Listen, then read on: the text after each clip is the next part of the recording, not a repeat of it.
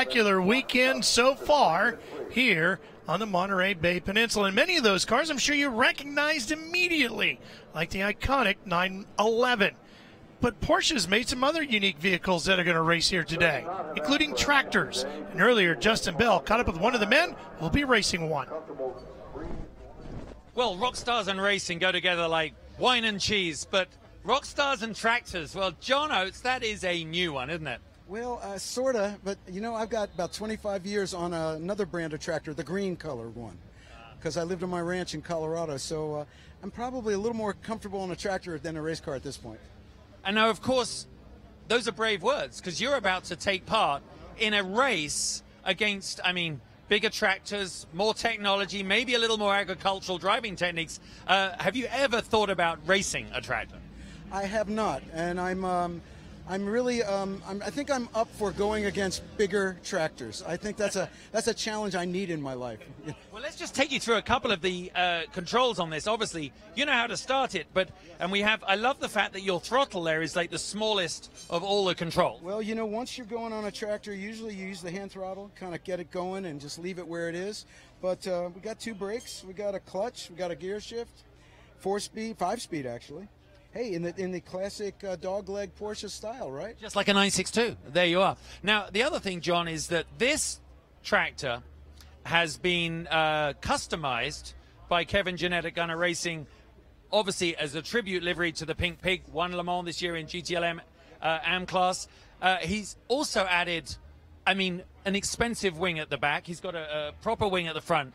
A lot of technology for you to handle. There is a lot of technology. I'm going to do my best to control this beast.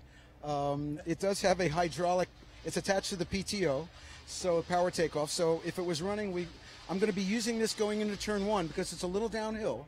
Aerodynamic haze, just like in Formula 1. Exactly. I'm going to use my wing, and then when I get on the flats, I'm going to even it out, see if I can get some straight line speed. It's going to be a challenge, but I think I'm going to do my best. And tomorrow, I get to drive the Flying Pig, and I've got to try and fit into that suit. But as they say, who knew if you feed oats to pigs, you end up with little tractors? Kevin Jeanette, one of a kind. Thanks, John. That's right, Justin. Renowned Porsche restorer Kevin Jeanette prepared that machine for rock star John Oates. And this is how the race unfolds with the traditional Le Mans start, with the drivers racing to their cars and a number of studly drivers out there. You see Patrick Long, America's Porsche factory driver in the green helmet, urging the field on. Come on, guys, let's make a race out of this. Well, you know, one of the challenges, Bob, was trying to figure out how they were going to handicap this race because there are so many different styles and horsepower ratings of these tractors. As we talked about on yesterday's show, there's at least 4 different variations of the Porsche tractor design. That's right. There is the Junior, the Standard, the Super, and the Master. They vary from 18 to 55 horsepower, 1, 2, or 3-cylinder air-cooled diesels. Right now, as you see, Patrick Long having it all his own way out front, while our man John Oates is back there on the Pink Pig-themed machine, trying to work something on the outside. Well, here he comes, easing his way into the Andretti hairpin. Some of the other names involved in the race you might recognize. How about Jeff Swart, longtime Porsche stalwart of the Pikes Peak Hill Climb. David McNeil, owner of the WeatherTech firm that sponsors the racetrack. Carlos de Quesada, longtime sports car driver. Kevin Jeanette, who prepared John Oates' tractor, is out there. Chad McQueen, son of Steve McQueen, and a race driver in his own right. David McNeil's son Cooper. Chris McAllister from the Indianapolis area, a well-known collector. Gunnar Jeanette, Jeroen Bleekemolen, Patrick Long, as I mentioned, and more. And we got to give credit to Ann Bixler, who's one of the key people on the staff here at WeatherTech Raceway Laguna Seca. She's an old Iowa farm girl, grew up with tractors all her life, has more tractor models in her office than anybody in racing I know, and she was a big part of helping make this thing happen. I believe that's going to be Louis Vallejo. Hey, there's a checker flag. And yet another new performance record into the books here at WeatherTech Raceway Laguna Seca. And as you can see, Cooper McNeil on the left, Jeroen Bleekemolen in the gray suit, our man John Oates, everybody having a great time and not taking it too seriously, although how could you? Our broadcast position is on the outside of turn 4, and watching these guys come out of turn 4 in that big pack of tractors, and let's face it, a lot of them shortcut the corner. Well, they did. There's a lot of cheating going on in this race, too. It was quite the view, unlike any I'd ever seen here at WeatherTech Raceway. They were out there plowing the South 40 well 4 off, as the racers say. All in good fun, all part of Porsche, and a great way to kick off day 2 of our coverage of Porsche Rennsport Reunion VI. So stay right there.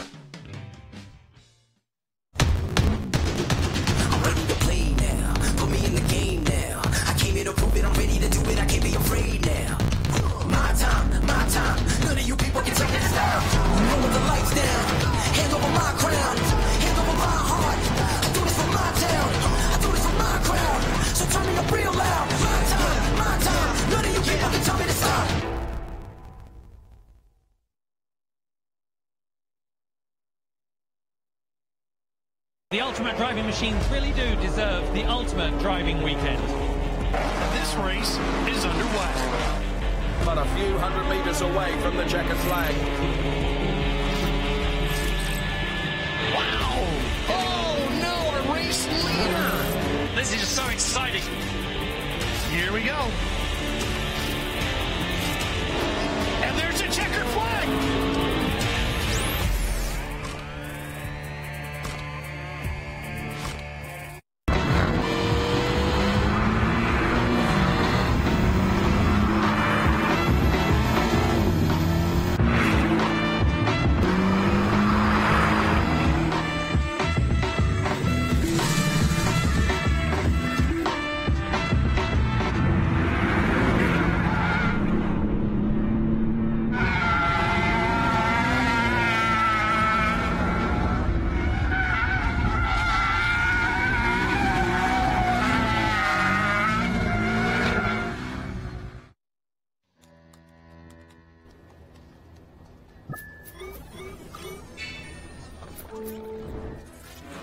Isn't it time you connected to something greater?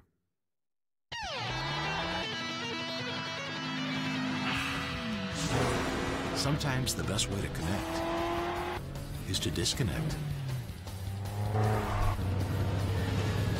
This moment of escape was brought to you by Haggerty, for people who love cars.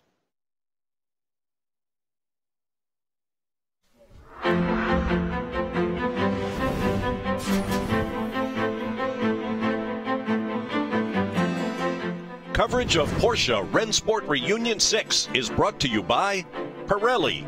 Power is nothing without control. By Haggerty Insurance, for people who love cars. And by Motor Trend.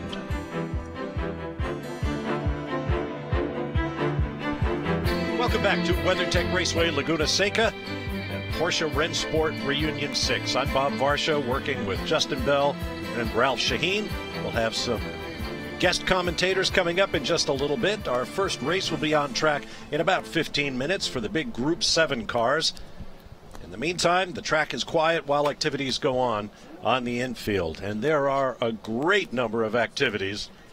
Now, if you've never been a part of a Porsche Rennsport Reunion and experienced its spectacular success, here's a little taste of why and what Rennsport is.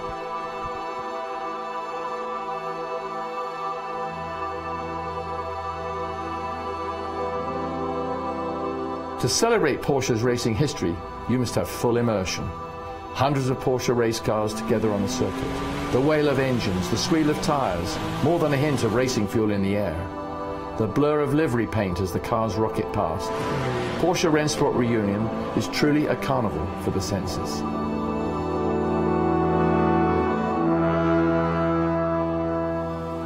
This kind of motor racing this on display for Porsche is unique in the world. You must see it, you must hear it, you must feel it.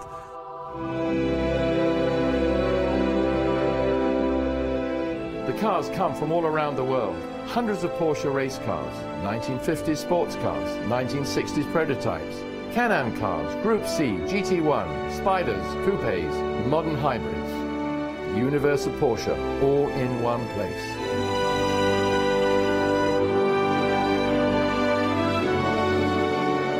When you are a member of the Porsche family, you are part of a very special family. There's nothing you can measure with some pressure or high voltage here, but you feel it. You see all the legends, and you realise that you are now part of all the history that's gone before.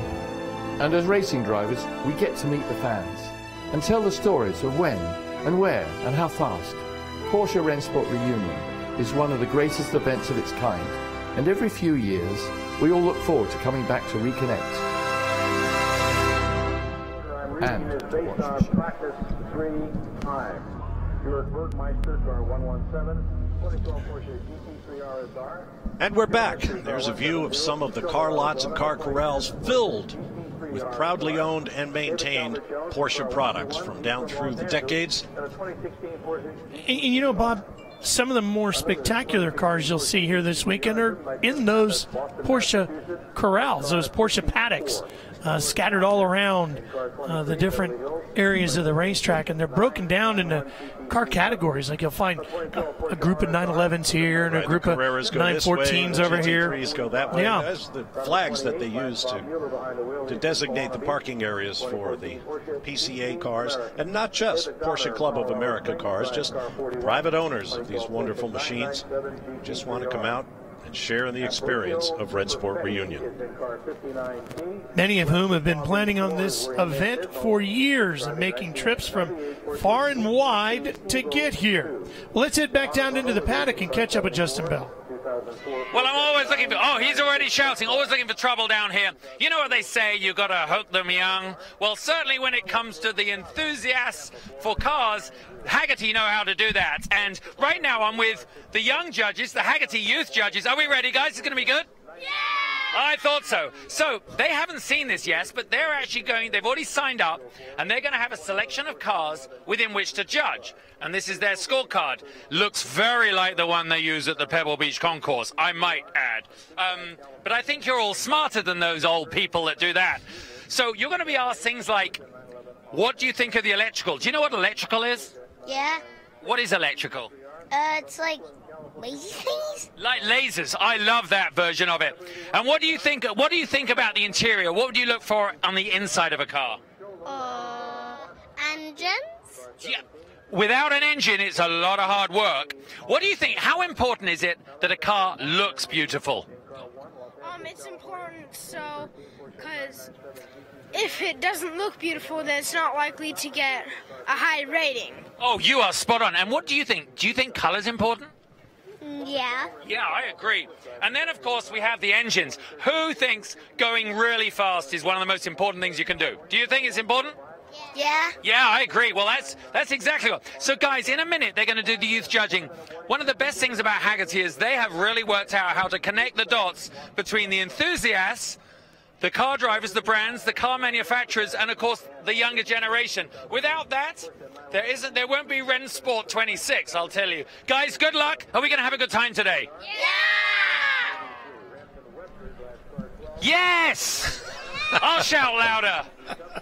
Justin, my man, you have missed your calling. You should be a school teacher or a summer camp counselor or something.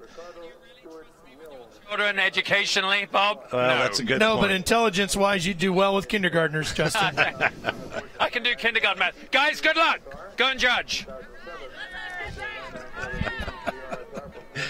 Well, right now we'd like to welcome a special guest commentator as we proceed with our coverage here at Rennsport Reunion 4. Bassem Wassef is a contributor to Automobile Magazine. Thank you for having me. Thanks for the information there, Justin. Bassem, what are your thoughts on Rennsport Reunion? Is this your first visit? I'm a longtime Porsche owner, but this is my first time to Rennsport, so it's amazing, actually. I mean, I've done a lot of product launches with Porsche. I've driven a lot of their product, but it's so cool to be here at this event, which feels so grassroots. When it comes to Porsches, what do you have now? I have a 97 993 Carrera 2. I've had an SC before that, and you kind of get addicted to the brand, and that's the thing. There's something in the DNA of the cars that once you drive them, you kind of recognize it. The first 911 I ever drove, I didn't quite get it until I drove it. I drove a slant-nose turbo, and when that boost kicked in, starting at the top, it was like, whoa, I get it now, I get it, yeah. Wow, that's a handful. Looking down into the area, mostly Cayenne and Macan down there. Oh, there's the line for the driver autograph sessions These go on all day long in rotating sessions, so you can go get your items signed and then come back a few hours later and have an entirely different lineup of legendary Porsche drivers to do some more autographing. Bassam, is there one particular model of the Porsche lineup, old, current, future maybe, that you dream of, that is really the highlight for your Porsche passion these days? You know, going way back, I got to say, in the paddock, there was a 550 Spyder that just, and the patina on that thing was gorgeous. It had Cuba plates. I stopped and I couldn't, was a little immobilized for a second. I love that thing. Current lineup, the GT3 RS is just a moment in history that will not come again. A manual transmission. 10 Ford. Gotcha, Justin. Thank you. And, you know, it's the brand has a way of gluing everything together. So even the hybrids now give you an element of that Porsche DNA. I think that, you know, other manufacturers just can't quite reach. You know, they can't grab it. I think that's a great point. That is a part of DNA at Porsche, as you say.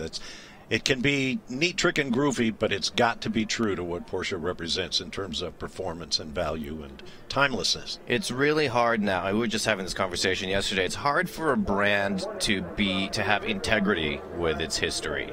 And it's hard to get that purity, that level of purity that you feel from a physical object that you can identify as belonging to a brand.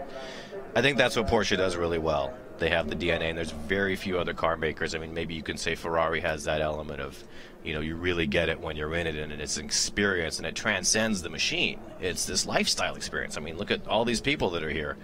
It's kind of staggering, the scale, to see all of these cars and all these people here for one real reason, which is the brand. One of the things that Bob and I spent some time talking about yesterday that is so amazing to me, of course, the 911 is the most iconic of all Porsche models. There are currently 24 variations of a 911 that you could walk into your local Porsche dealer and order. And to think that the car has been around for so many years and that there's 24 wide variety of models that you can get of that car currently, it's just amazing to see that one particular model can have such a history to it. Yeah, and how many cars can you say that about? You can say that about maybe the Ford Mustang, Chevy Corvette, you know, the old Land Rover series. I'm a little biased to have a Land Rover series, but that kind of undistilled character of a car is, there's only a few of them. But even like with the Corvette now, we're talking about maybe the engine's going to move around on that thing. Yeah, I know. So it's not really going to be, I mean, the 911 is held true to what it's always been. Engine in the back and the same basic layout of the design. And the ironic thing is such an engineering-based company has to stick to this nonsensical, really, layout of putting the polar moment of inertia way back there where they don't really have to anymore, but they do because that's the way it's always been done. Right. Look at this area. Beautiful 356s, Spyders, Coupes, Speedsters. Yeah, I took a walk through the parking area yesterday, and it was like its own car show. I mean, it's... absolutely. It's fantastic. Well, we've been talking about the Porsche family, and we'll do more, but right now we want to get back down to Justin. Well, I was planning to head back to pit lane, guys, and then I got stopped in the middle of this sea of classic Porsches, 356s, Speedsters.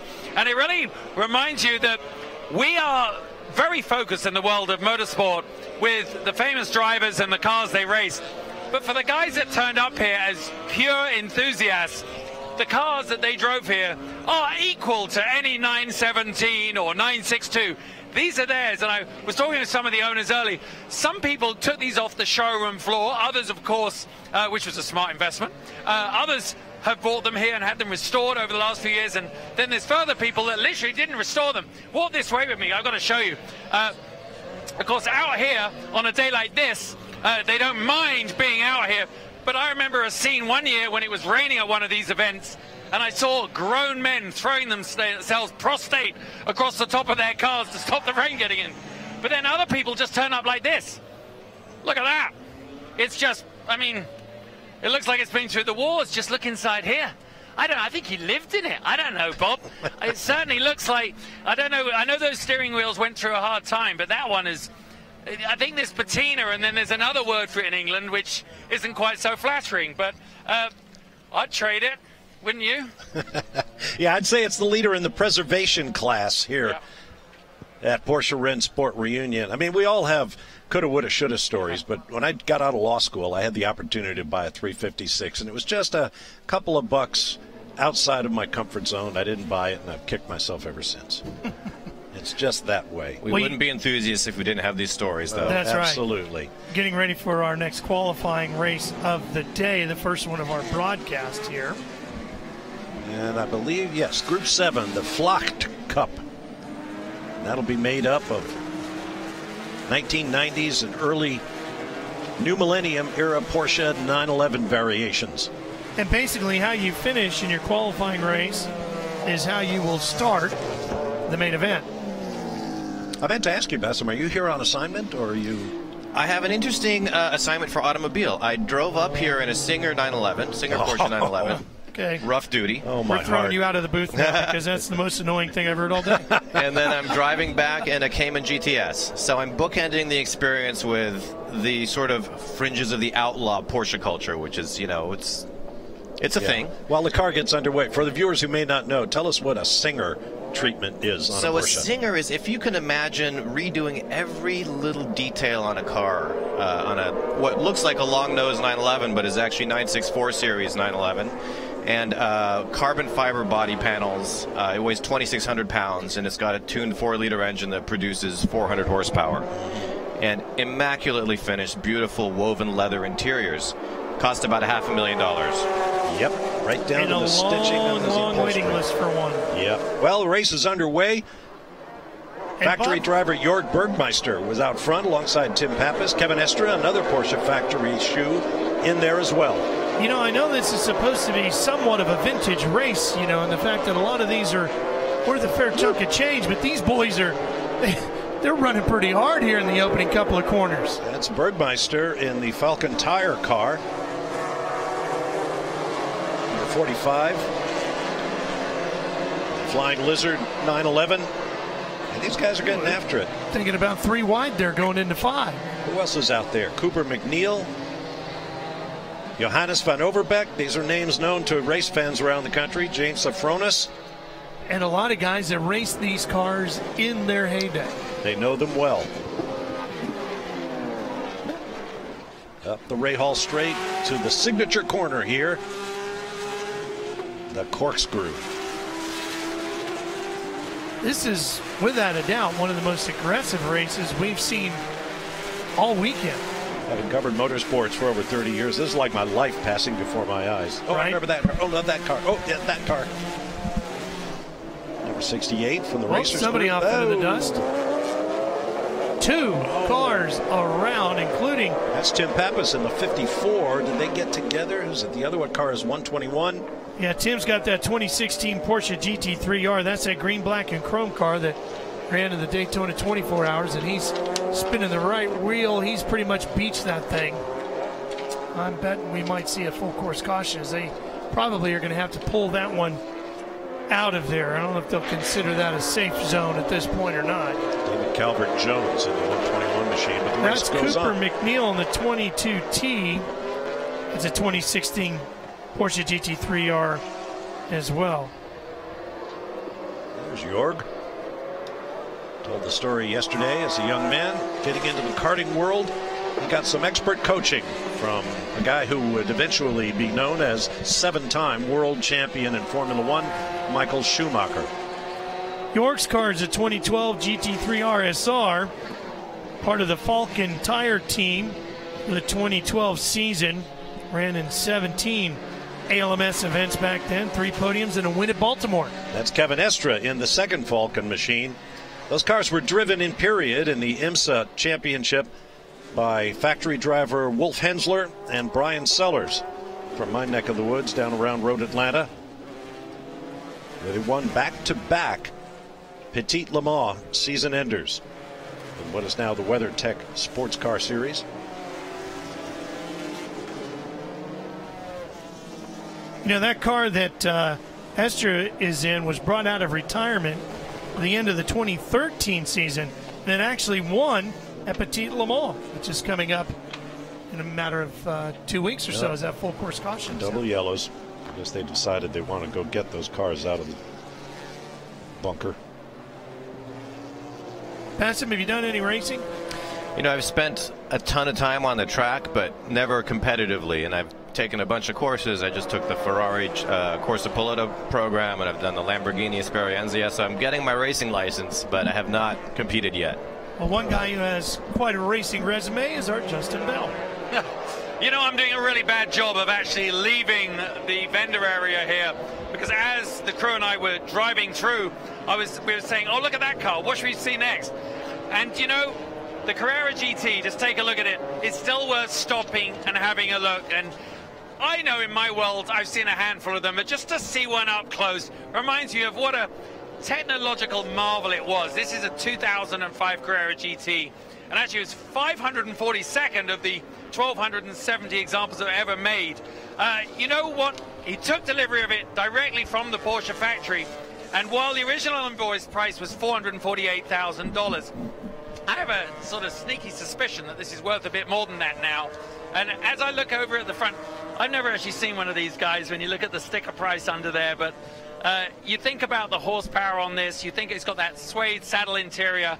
It's a bit dusty here out in the paddock, but what an outrageous car. Jay Leno has one, and of course it's a bit of a polarizing car, but wow. You know, I have this virtual showroom, virtual car collection like I know all the TV guys do have, because we don't have any money to do it. But in my virtual showroom, the Carrera GT has a spot. But right now, I am going to leave, because the next time you hear from me, I will be in my race suit in pit lane, guys. And I've got to go and get prepped, because my dad overtook me this morning, and that was a disaster. So I need to get faster. Justin, would you have taken the Carrera GT or a 918? You got to pick one or the other. Why? As your lawyer, I'd advise you not to answer that question. If you know anything about the Bells, when faced with a difficult choice, we just take both. That was normally in our dating. That was normally dating, I have to say. Anyway, carry on. I love it, Justin. And I noticed your voice cracked when you mentioned 448 large for that car. Mine would have as well. Now, Justin mentioned that he was out practicing this morning when he had a bit of a family spat with his old man, five-time Le Mans winner Derrick Bell. And it was quite the moment. I wasn't sure I understood why Justin took it so hard, but you're about to find out in a moment. While we await this yellow flag to be withdrawn. You know, it's funny, the lore of the Carrera GT, a friend of mine had one, and he just bought another one. He's so obsessed with the car. It is a special car. It's completely engaging. Well, I mean, and as Justin said, it is a polarizing car, right? Oh, yeah. It's one of those cars that design-wise, you maybe love it or don't. It has a unique look to it, the way the behind the cockpit, it just pretty much comes to a straight end, and then you have the engine back there. I personally like the lines on the 918 a little bit better. But again, you can't argue with the performance of the GT. Well, now let's take you to that seminal moment in motorsports history this morning. There is Derrick Bell and the Lowenbrow special that he shared with Al Hulbert for so many years in IMSA competition, going right by Bell Jr. in a K3.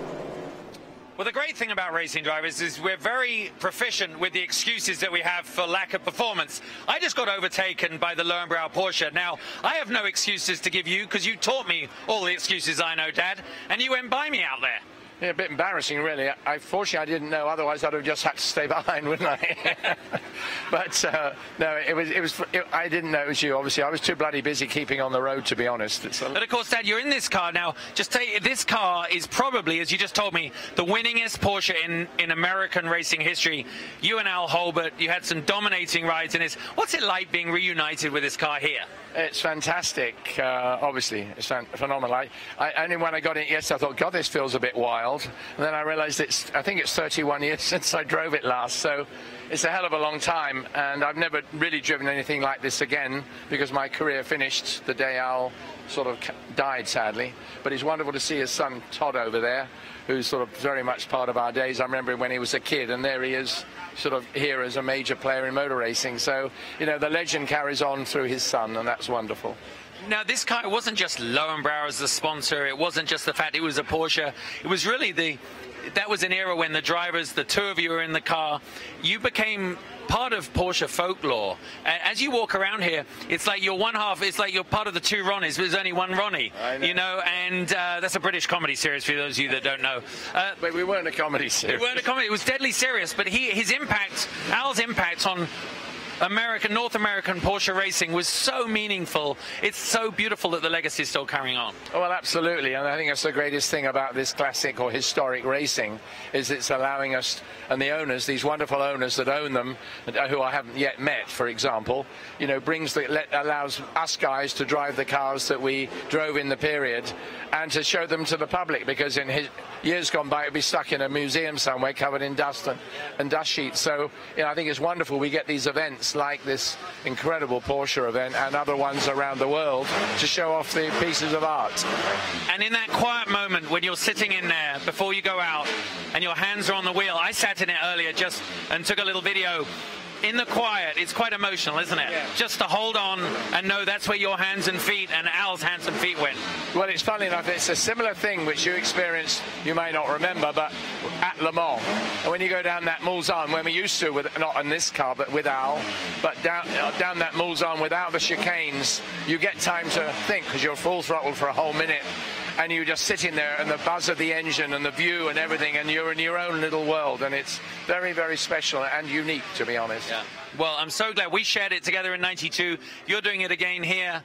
And let's just go back to your first comment.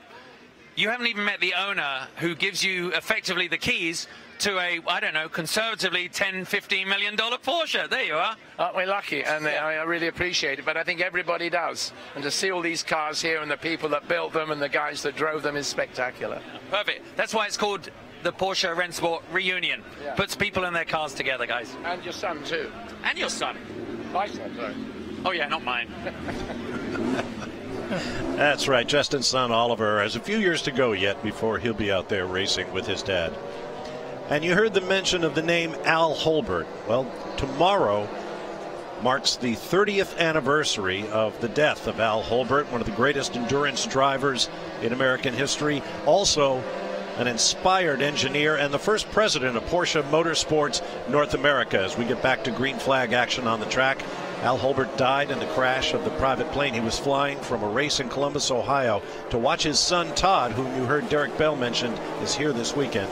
Todd was playing in a football game that night. Dad wanted to get home, and it was an absolutely huge, catastrophic loss to sports car racing and IndyCar racing, which Porsche was getting a toe in the water thanks to Al Hulbert's efforts.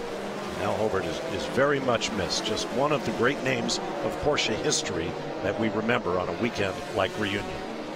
As we get back to the racing action, Jörg Bergmeister continues to lead the group in the 117. We're watching the battle for fourth.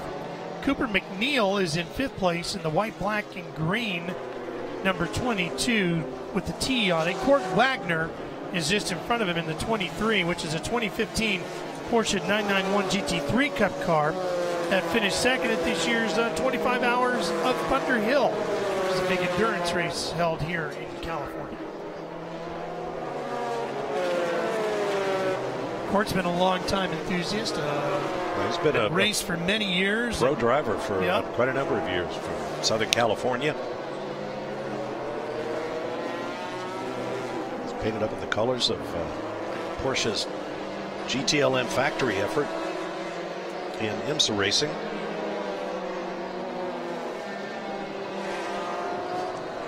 Up the hill to the Ray Hall straight and the corkscrew turn. You notice the WeatherTech livery on Cooper McNeil's car behind. That's the car Cooper drove for years in domestic American sports car racing before switching to a Ferrari. And those colors and that car number are unmistakable. Brumos Racing for decades, founded by Peter Gregg, carried on by Hurley Haywood, Andrew Davis, and a number of other drivers. Andrew behind the wheel right now. 911 GT3 from 2011. Now keep in mind, these are all very talented people up front, separating themselves from the field of owner drivers.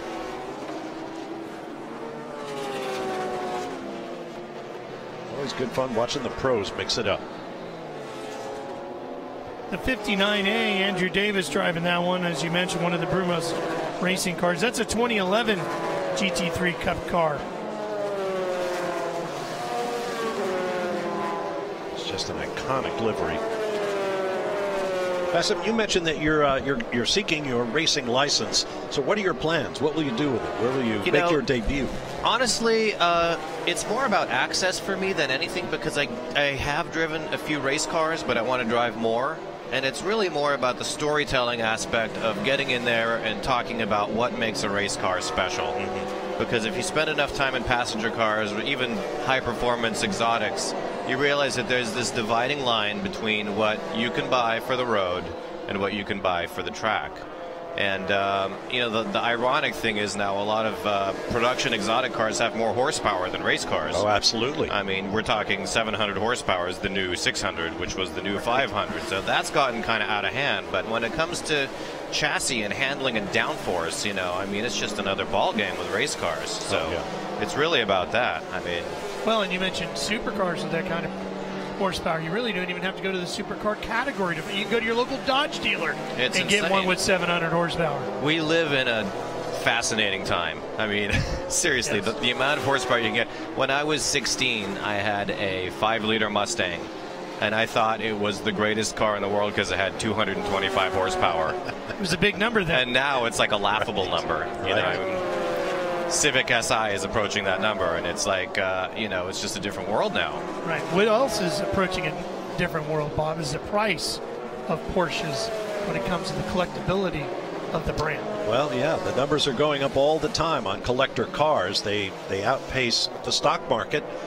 And an auction expert I spoke with once said automobiles, collector cars, the creme de la creme, are increasing in value at a rate second only to works of art. And that's a pretty sobering thought. But I feel like we're reaching a tipping point. Do you? I don't want to use the word bubble, but I think there's a plateau, and everything is cyclical. I think it might be softening, at least at a certain level. Okay. I'll buy that. But your point about horsepower in the modern cars, like that GT that Justin was looking at, that is not a car for your novice driver. That is something that takes training and skills to handle safely and appropriately.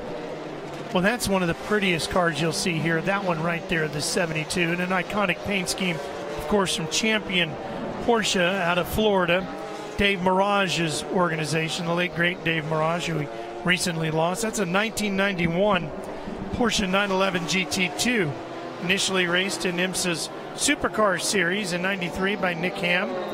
Competed in the Daytona 24 Hours, 12 Hours of Sebring, ran Watkins Glen as well. Derrick Bell, Hans Stuck, Ed Davies, many famous Porsche racers. Bill Adam. Yep, Bill Adam ran for champion as well. It's a great example of dealer-sponsored racing at a very high professional level.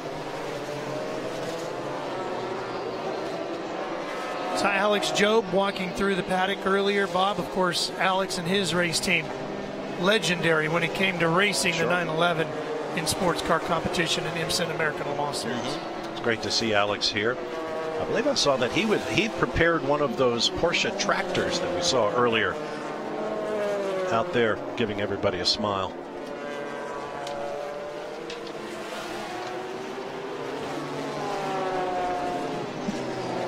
It's fascinating to see how the cars, I mean, seen by themselves, it can be hard to pick out the changes in the 911 racing models from season to season. But when you see that car that Andrew Davis is driving, for example, compared to this one, a much more recent version of the 911, you see that it has gotten a lot more muscular. A little lower, a little wider. The fender flares. Well, just look at the difference between the two Falcon cars. The newer one up ahead.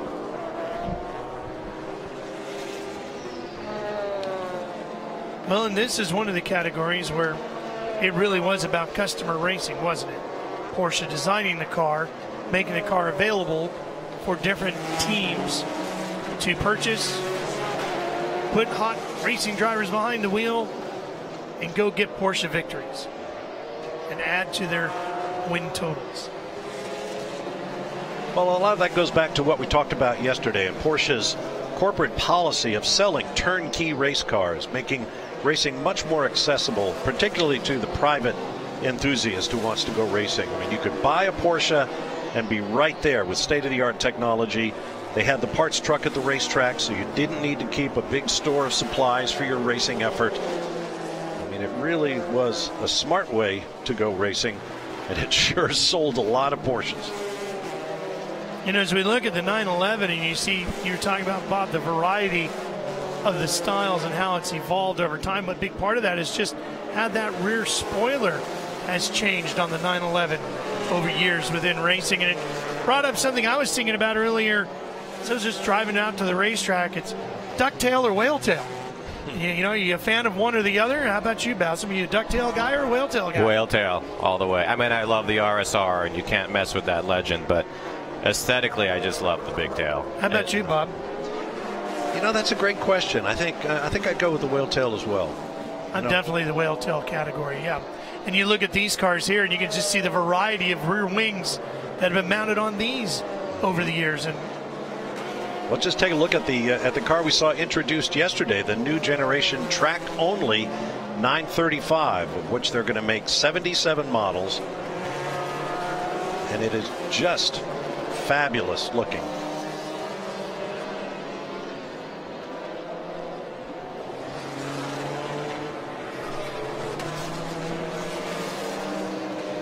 It's got that long, you know, the final iteration, let's call it, of the race car, the 935.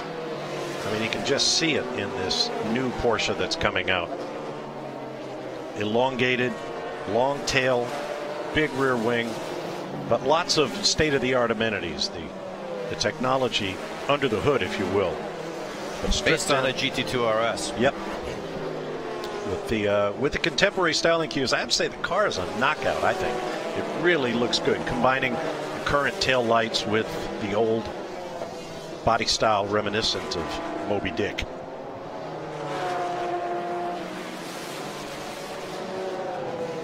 Don't you wish it could have been street legal, though? That would be so cool. Well, maybe you know the answer to this question, and we're going to see 959s on track later. There's a bunch of them here this weekend with license plates. I know the car is about 25 years old now, so it may come under the legal exception for making cars like that street legal. I don't think the 959 originally was in this country, but now they've got plates down there. They've been registered, I guess.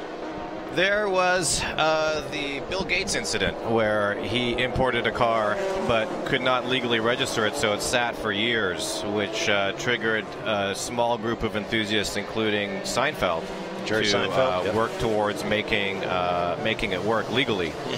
Bruce Canepa here in Scotts Valley is kind of the 959 guru, and he's known for his work in legalizing them and souping them up. Now he squeezes more power out of them, but they're just amazing machines. I mean, the technology back in the 80s that they had, I mean, some cars are still catching up to that. Yeah. Nobody's catching up to Jörg Bergmeister at this point. He's lapping through the back half of the field. Well, that's what we expect of Porsche factory drivers in, 2012 technology. Not all that long ago. Which, by the way, I think is one of the all-time great positions to have. Porsche factory driver.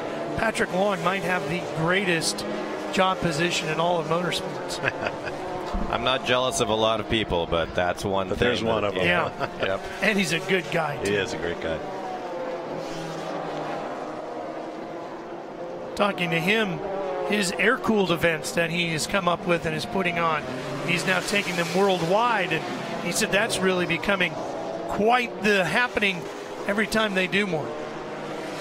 Dave Ondrzejak in an ex-racers group, Kevin Buckler inspired 911, car number 65. You see TRG on the door, being lapped by the front runners. He is in 37th place. The other car you just saw back there, Jeff Lewis, is in the 155, the red car, which was a 93 Porsche 964 RSR, one of 51 factory-built Carrera RSR race cars.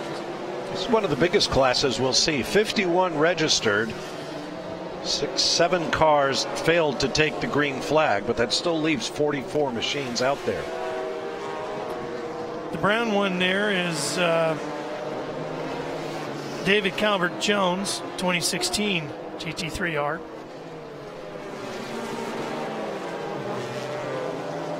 Calvert Jones was up at the tail end of that lead group. He's fallen back to 14th.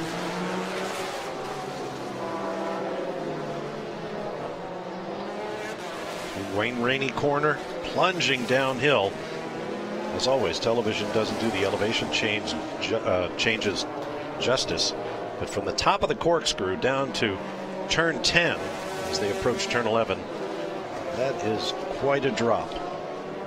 Some 40 feet, basically like falling down an elevator shaft. Here's something to think about.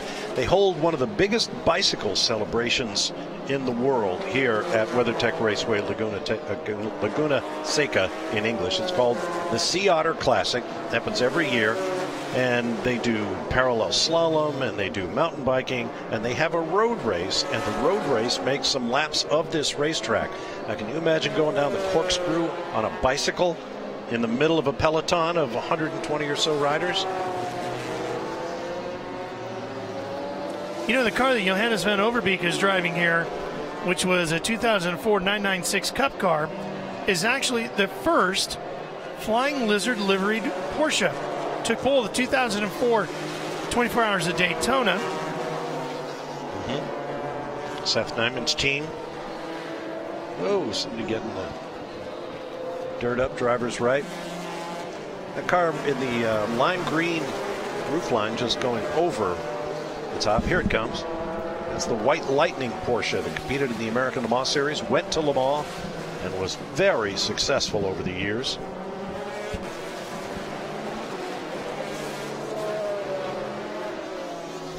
Carlos de Quesada from, I believe he's Florida domiciled. Regular at Florida races, the Rolex, Sebring. It's an incredibly reliable car, too, to go racing with. We talked about that a little bit yesterday. The Porsche 911 and all of these variations is a easy car when it comes to racing to buy and go racing with. Off the final corner comes Jörg Bergmeister. We may see the checkered flag this time by, and we do. So Bergmeister takes the victory and presumably pole position for the races to come this weekend. Oh boy. Whoa! Hang on. Desperate men do desperate things. And they pay for them, losing track position. Yeah, there's Safronis, right there in the 66, I believe. There's de Quesada. Let's have another look there. Just a little bit outside. So he gets on the brakes, the car squirms. Couldn't get it into position going into the corner around the outside and pays the penalty.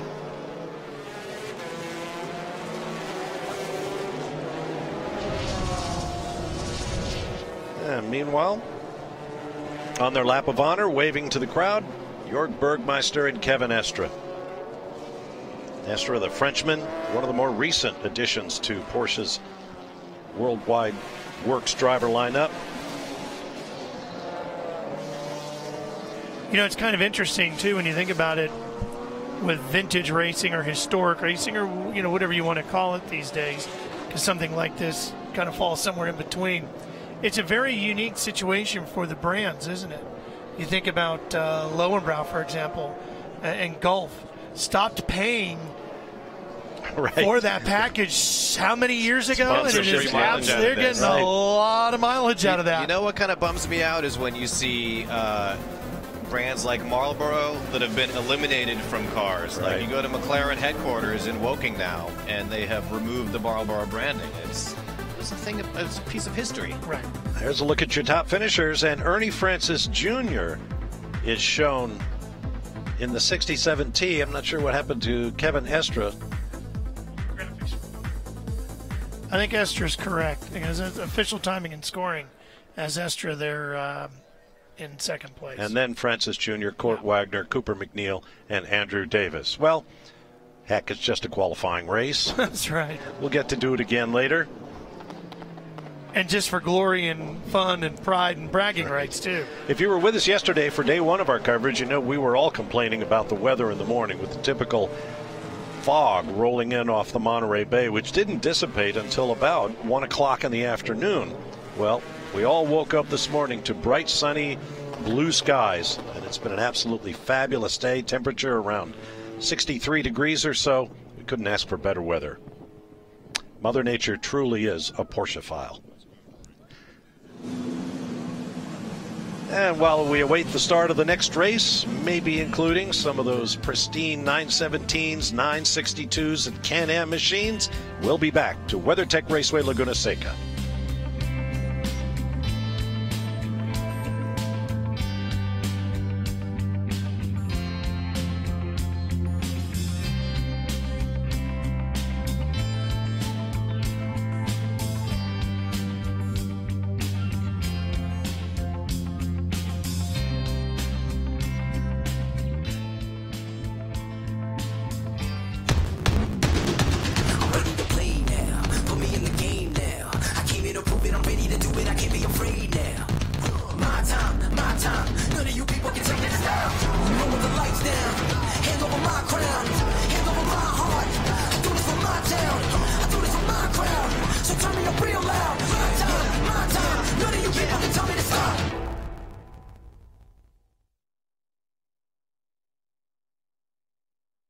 The ultimate driving machines really do deserve the ultimate driving weekend. This race is underway. But a few hundred meters away from the checkered flag.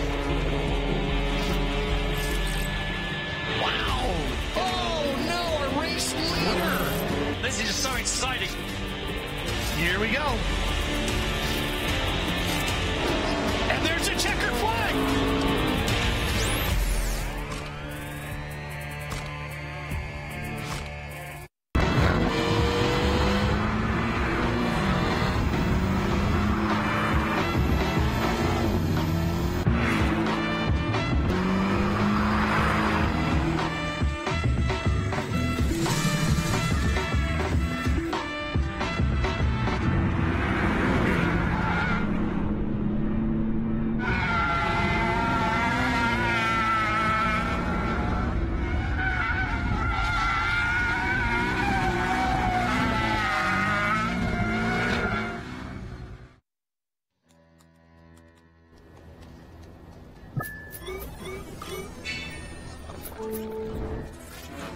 Isn't it time you connected to something greater?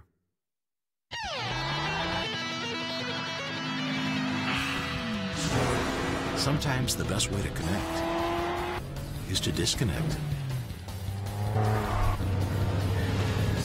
This moment of escape was brought to you by Haggerty, for people who love cars.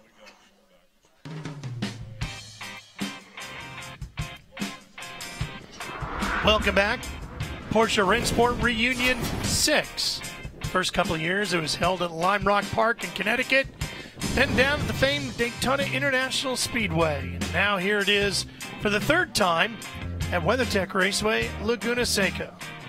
An event that takes place every 3 years or so. No announcement yet as to where Porsche Rennsport 7 will happen or when. That's the crazy part of this event. It just kind of evolves and happens when it's right. And with this being the 70th anniversary of Porsche, this was a perfect time to do it. And of course, WeatherTech Raceway is a perfect location for it because the California market is arguably one of, if not the most important for Porsche when it comes to the sales of their automobiles. It's been a tremendous weekend. As you can see, the cars you're seeing now are just those that have been driven here by Porsche owners from all over the country. And we've talked to Porsche fans who have traveled from all over the world to be here. So organizing this event is not an easy feat. In fact, it's a very challenging one. we had an opportunity to talk to some of those that made it all happen. Tell me when planning started for Rennsport Reunion VI. Well, I would say we started planning a year in advance. Full on planning, logistics, creative thought into how we wanted Rennsport 6 to look like compared to what we had done in 2015. Tim, looking at the sheer magnitude of this event, give me some idea of the numbers, the people you expect, the number of cars we have here, that sort of thing. So this particular event, we got 252 participants. So it's not our largest event from that point of view, but from a point of view of the other activities, all the car corrals that are here. So there's hundreds of Porsche owners that have brought out their cars, and the corrals are all separated by the different models. From attendance point of view, it is going to be our largest. 2015, we had in excess of 60,000 people come through the gates. What was a 3-day event? Our ticket sales, advanced ticket sales, were up 100%. Obviously, they've added a fourth day was added. It's a testament to obviously the brand and the passion behind it. How does the star lineup come together? Well, it's a family affair, and it is a team effort.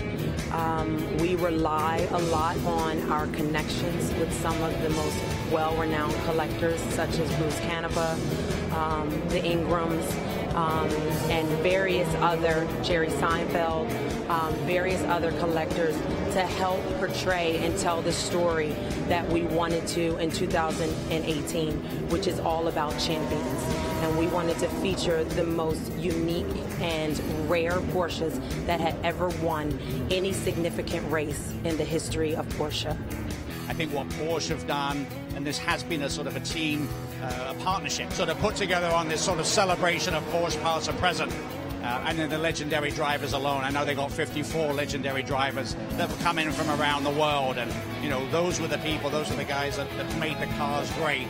I don't think any of us ever expected when Bob Carlson started it, and now it has become the heart of what Porsche stands for. And the most, I think, inspiring thing about it is that this mark, this brand, can bring so many people from so many places together just because of their love for the car. One of the keys to all of this that you heard the folks talking about here is the Heritage Center, which is right in the heart of the paddock. And we're going to have an opportunity to take you down there now and walk through there a little bit, just as if you were a fan here today. Our cameraman, Mark Shoemaker, is taking us on a little tour as we go past John Fitzpatrick's 935 right there, which, Bob, if you saw one car and that was it, you'd say it was a tremendous day. I have spent so much time down there, and Shu, as we call him, is going to have his work cut out for him. As you can see, lots of people down there, but so many great things to see. I mean, all of these cars representing individual stages in the evolution of Porsche performance, from the earliest days of the Type 64, the very first car that Dr. Porsche designed and based the foundations of his company on, and then the 356s and the 550s, and on into the 911, which has had an interesting and very, very long lifespan at Porsche in all of its different iterations, for the track, for the street, for rally competition, for hill climb actions. And you can see with such immediate effect how these cars have evolved. The race-only machinery like these. Well, and you get into the 906, the 904, the 910s, all of them in here, and another 935 over here, which I believe that's a car that's owned by Bruce Meyer. That 935 over there, we caught a glimpse of. Notable collector. Yes. This is his home track. Now you're missing some of these cars because I believe they're out there preparing to go on track, but there's nearly 80 of them, a very select group, representing all these stages from the earliest Type 64 all the way up to the triple Le Mans 24 hours overall winning LMP1 919 hybrid. And not only the actual race car in WEC trim that raced at Le Mans and won the World Championship, the World Endurance Championship. The 919 Evo, the no-holds-barred version, in which the 919 LMP1 car was handed back to the Porsche engineers and said, okay, throw away the rule book, show us what this hybrid car can really do. And they've been breaking records here and there around the world. That car is here this weekend, making its last on-track appearance before it goes to the museum. So Shu's making his way through here. Hey, Shu, hang right there, buddy, and come right up the carpet. There's a pair of 935s there that, I've been drooling over. You want to talk about iconic? Yeah, follow that little guy right there. Just to the right of him there, Shu, you're going to see one of the Interscope 935s and then the Jägermeister 935. Just to your right there, Shu.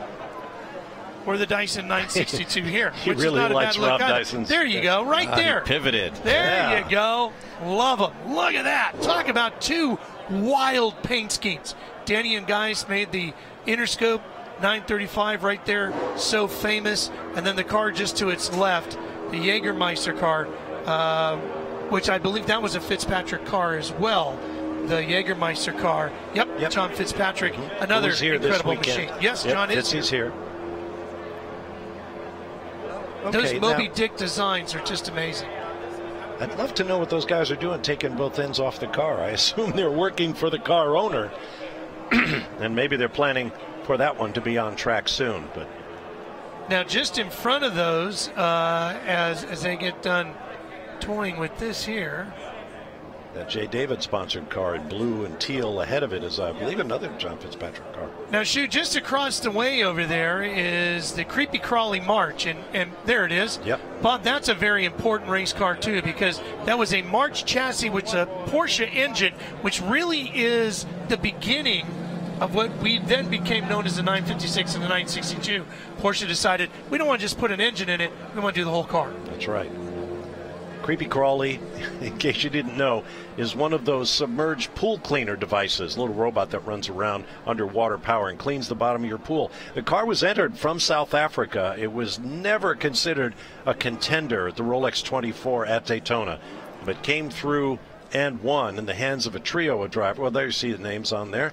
Yeah, Cyril van der Merwe was Cyril one. van der Merwe. All right, Shuna, let's go down the aisle, buddy. Hang a left, and there you go. Tony Martin, Ian Schechter, and of course Cyril van der Merwe. Now let's walk down the aisle because there's two cars further down here. Yep, straight down that way that I've had a chance to take a little bit of a look at.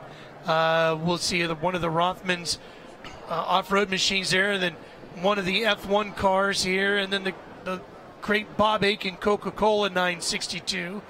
That was one of Alain Prost's machine. Of course, you remember that very MP4 too. well, Bob. Absolutely, the absolutely dominant V6 turbo. Yeah, there's Bob Aiken's car. Yeah, with Hans Stuck and Joe Gartner won Sebring. Hans Stuck put that car on pole by about 4 seconds. And everybody shook their heads and wondered where he must have cut the course. But at Sebring, you can't. I mean, Stuck was just that good in that car.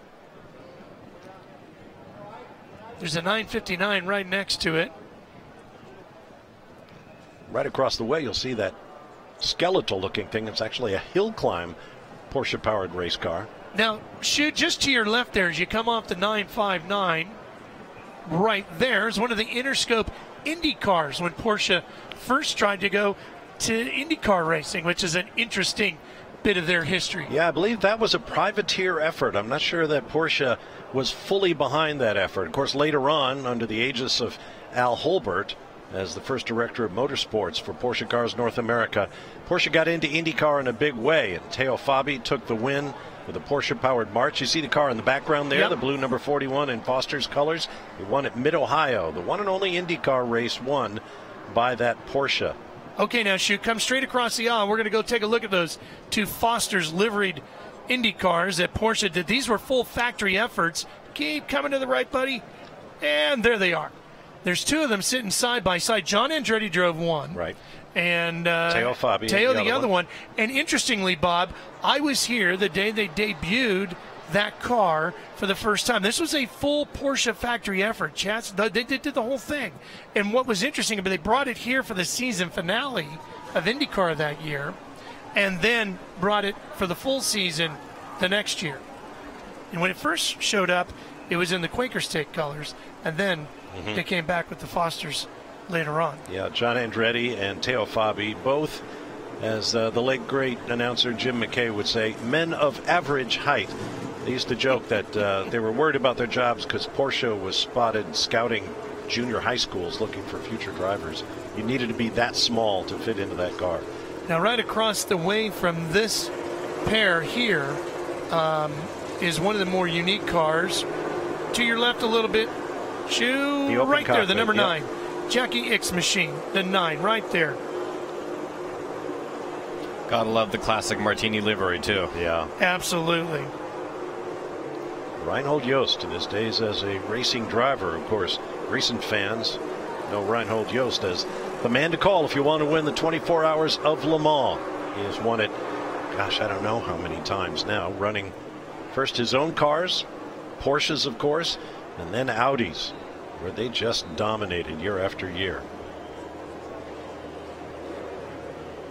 Next to that, a pair of incredible machines as we work our way down. One of Peter Gregg's legendary 911s, and then the 935 Moby Dick next to it.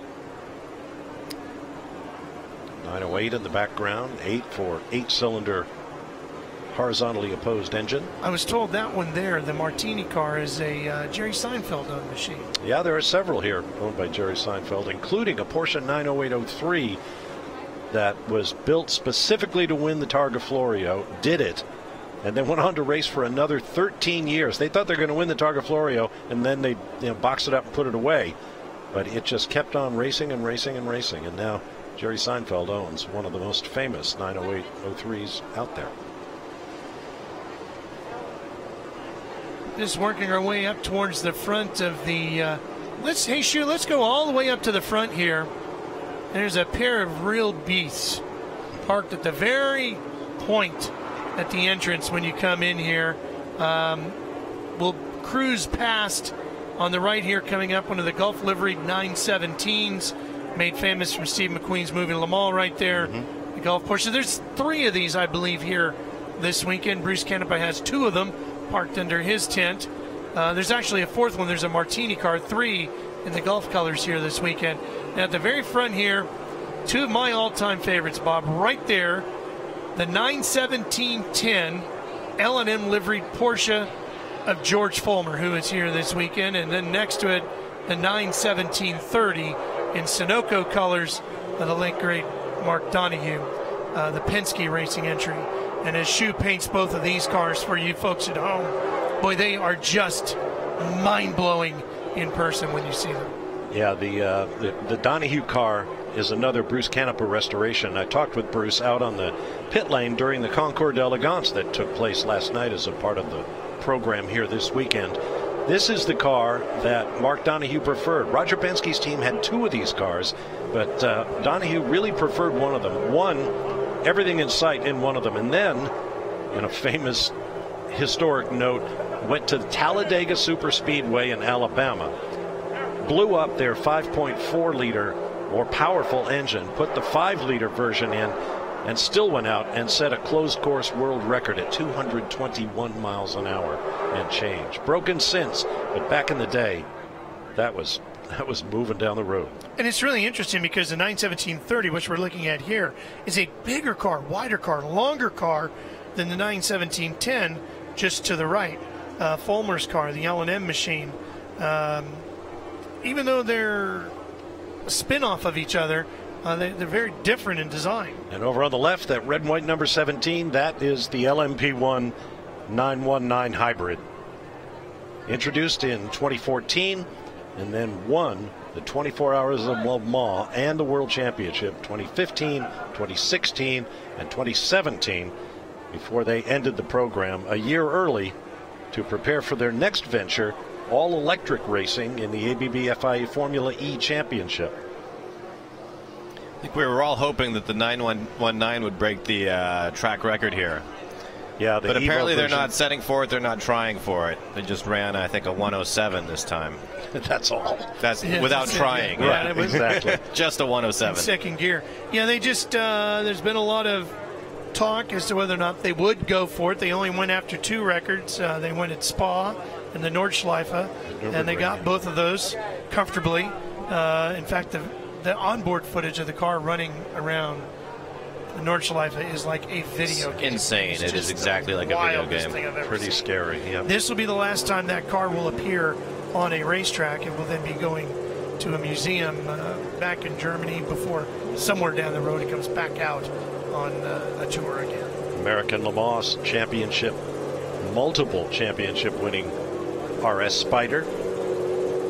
There's one unpainted. Gotta love that. Yeah, I love these cars. Just bare carbon fiber. What a monster that car was. Well, we sure hope you enjoyed our little tour through the Heritage Center here. Yep. Well, if you get a chance, either this weekend or sometime in the future, put it on your bucket list and come to Porsche Rennsport Reunion. Some of the parade laps, it looks like, wrapping up here. Yeah, these will be private owner cars. Just enjoying the privilege of driving around this 2 1/3 mile world-renowned racetrack. Ladies and gentlemen, keep them on the island. We have a schedule. And notice the subtle differences between these different 911s. Well, there's the 356, so that doesn't count. Sporting, it looks like, Bob, one of the items we discussed yesterday that should be brought back, and that is leather straps. I mean, if we're going to do all this cool stuff, don't you think, Bassett, we should bring back, leather straps? I love the leather straps. That guy needs to snap his hood shut. Yeah, really. That could end badly. That could get expensive. Yep. So no matter what you had, here's a highly modified one with the whale tail, the black car just going out of your picture. Then another 356. So, when you see the 356 and even the 911s, it, of course, raises a question of, with vintage machinery these days, do you modify it and go like 356 outlaw style, or do you with a Singer, or is it more interesting to just keep it more original, or is it just whatever you personally desire? Well, I faced that question with my 993, which was bone stock when I bought it, and I wouldn't dare touch the body, but mechanically, when you start doing things, it's a slippery slope. You start getting tempted to make it better because it's an old air-cooled engine. There's a lot of room for more horsepower. There's better handling tricks that you can do, and I didn't do a lot. I just made some performance upgrades to the existing hardware, but it's really tempting to start going down that slope. But I think that's the great thing about these cars is they're also a blank slate. I mean, as much as there's great engineering in them, you can take them in a totally different direction if you want. Sure. And I think that's the beauty of customizing is you can really make something an extension of what you imagine maybe the Porsche guys originally could have done. It's like the Gunter Works guys are making these, what if we made an RS out of the 993? So they're it's a what-if question, and they've executed these extremely high-performance cars, and they are little masterpieces. They're really beautiful. Yeah, well, think of all the aftermarket and tuners and people who take 911s. You mentioned Singer earlier, Ruff and the Porsches. You can do lots of things with these cars. They may be the most tuned and tweaked and customized cars ever. Yeah, I mean, you look at the far extreme end of what Singer's doing now with their DLS. It's a $1.7 million car with a 600 horsepower air-cooled engine. It's phenomenal. Well, that yellow number 10 open cockpit machine is our own Justin Bell. There he is peeking out. You don't need that great big boom mic to take with you, Justin. And the car in the Hawaiian Tropic colors just pulled in next to it. That is a Porsche-powered Camel Lights machine known as a Fab car. That car was on track in the Camel Lights division of the old Camel GT IMSA series when I started my TV career. John Higgins from Ohio owns that car, and I can tell you he has a lot of fun with it.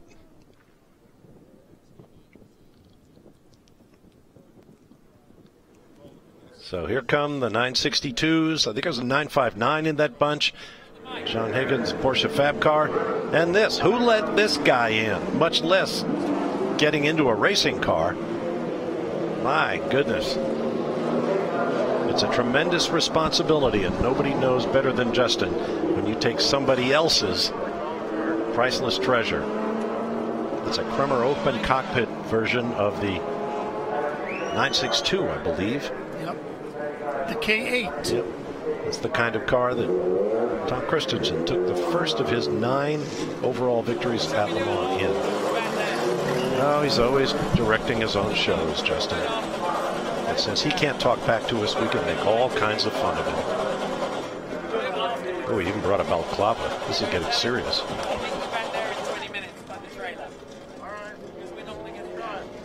Yeah. There is a rumor out there that Justin asked for bigger mirrors to be put on that car in case his father snuck up behind him again.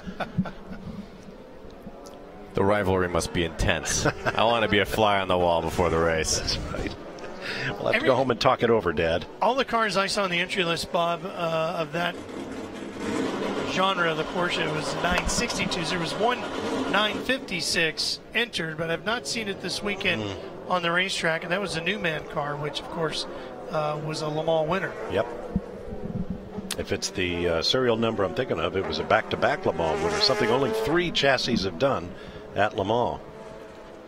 The 956, of course, as we were talking about yesterday, John Bishop wanted the car changed. Porsche fought it for quite a while. They eventually gave in, and that was the birth of the 962. You want to, our series, our rules, said John.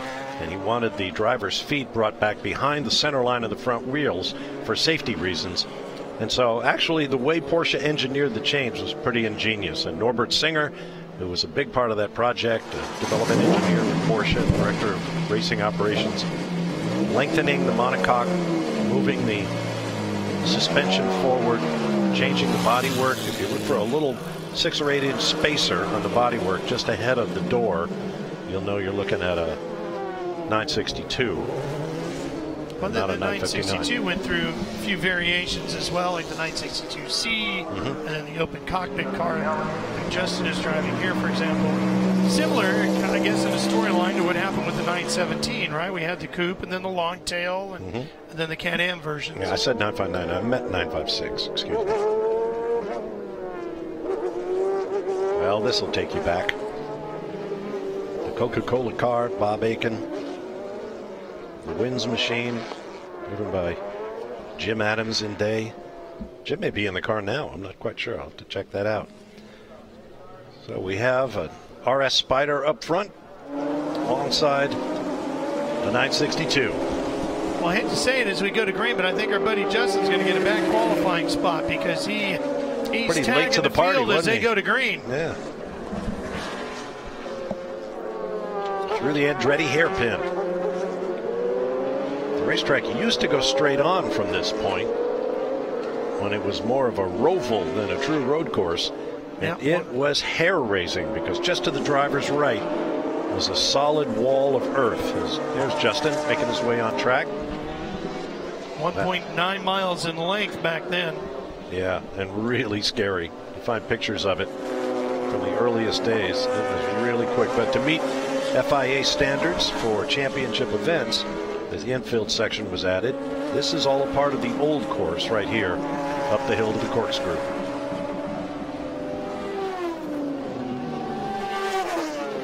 So, who have we got out there? Gunnar Jeanette, Bruce Canepa, John Higgins, I mentioned. Jerome Bleekemolen is out there. Who else would I recognize? Brian Redman is out there at a 1986 Porsche 962, car number 8. Look for him. Pretty stout lineup of drivers as we get this one underway. David Donahue out here as well. See the Wins car. That's one of the Hotchkiss entries from back in the day. John Hotchkiss, who now does Hotchkiss Suspensions, is here this weekend walking around. I had a chance to chat with him yesterday. Reunited with the family's old race cars.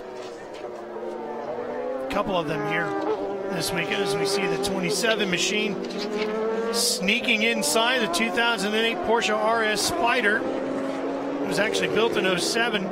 Was used as a backup car for the Swiss Horag racing team. Christian Zugel owns the car now. Good look at it.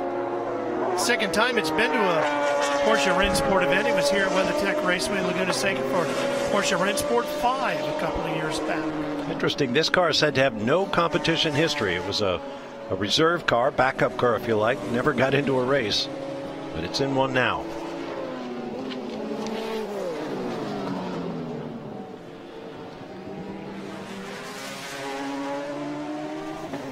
Down the corkscrew we come. That's Andrew Higgins, 1989 962C, that competed in the 1989 World Sports Car Championship. I remember this car, or that car, I should say, the hydro aluminum car. It was driven by a guy named Harold Heisman, which is one of the earliest drivers I met in my TV career. Raced over here in the United States for a while, then went back to Europe. This car has had quite a lineup of drivers over the year, including Harold Gross, Cyril van der Merwe, Oscar Larari, Walter Brune, the casino magnate. Did a lot of racing back in the day. The 101, the one behind it, is the Wins car, one of the Hotchkiss cars. It's a 962, 1986 edition. Joe Robillard owns that car, and he's running in 5th right now, chasing Higgins. Well, this is another example of the evolution of cars, particularly race cars. And notice all the aerodynamic tweaks on the Brune car, the number 5, compared to the Hotchkiss car running behind it. Here's a great example of the glorious weather we're enjoying this weekend here at WeatherTech Raceway.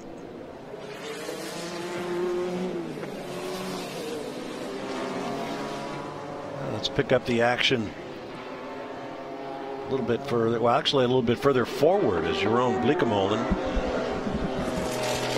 Nope, that's not Jerome. Looking for the 68. That's Wade Carter. And Wade is running 13th. In 13th. I didn't see Jake Quesada battling with him. This car is an 85 962. It's 960. It's chassis number 962-105.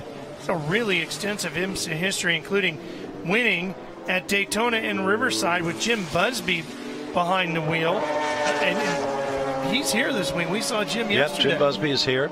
He ran a 2-car team sponsored by BF Goodrich, the only cars in the series on that tire, as I recall. We ran into him last night. Good battle going on here. Bassam, how is your passion for 962s? For Bob and I, it's extensive. Unbelievable. I wrote a book called Legendary Race Cars, so I got to talk to Derrick Bell about his experiences and everything. 956, 962s. Unbelievable race cars. One of my favorites. Yeah. Did you have a particular livery on one that stood out? I mean, everybody will tell you the Lowenbrow car, of course. But Rothmans, yeah. Yeah. That's Bruce Canepa in the Cannon car, the 14T, and that's an all-carbon fiber chassis. Speaking of the Lowenbrow car, there goes the number 14 that Al Hulbert used throughout his career. Another iconic livery. The number 8 carrying that split livery. I'm not sure exactly what that's all about, but... You know, what's interesting about the Hulbert car, too, is the one we're seeing here, is it's chassis number 962 HR1. Mm-hmm. The Hulbert racing team basically went through and they would do a lot of modifications to the car. And that's the fascinating part about racing, is those secret formulas that sometimes are required to extract the most speed out of a vehicle. I think it's fascinating that personalities behind that have their own philosophy on what they need to make it work. It's almost like an auteur for a car. That Lowenbrow car, 3 IMSA championships, 10 overall wins, 18 podiums. An amazing resume for that car. What great battle going on here. The 10 of Jim Torres. Yep, 1986, 962. 68 of Wade Carter.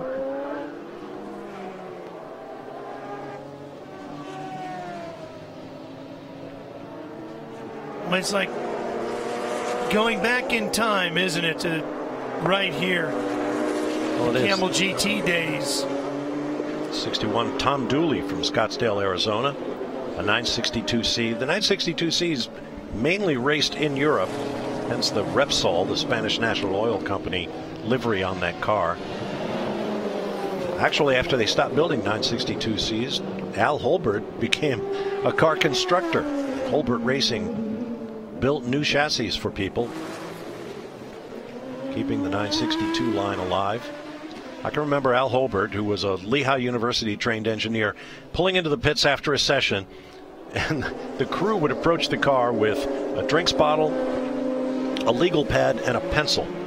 And they would open the door, put the pencil down on the side pod, and Al would take a drink and then immediately start writing notes on what needed to be done to the car to make it better, to complete the setup. And Derrick Bell would be the first to tell you, all I did was drive the car, because Al would set up an absolutely beautiful car right down to the, give me a 1/4 inch of ride height, a little bit of rake here, and a little spring right there, and it would just be a magical car to drive, hence its successes over the years. And Hulbert and Bell racing together were one of the great teams of all time, winning the Rolex 24 at Daytona and overall at the 24 Hours of Le Mans in 2 different cars, Hulbert's car in the United States, a factory car at Le Mans, and doing it back-to-back in consecutive years. I think it was 86, 87. It's quite a feat when you have people who spend their entire lives chasing a single victory at Le Mans.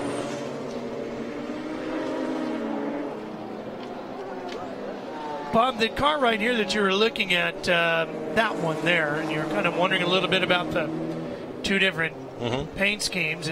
That's the car that Redmond is driving.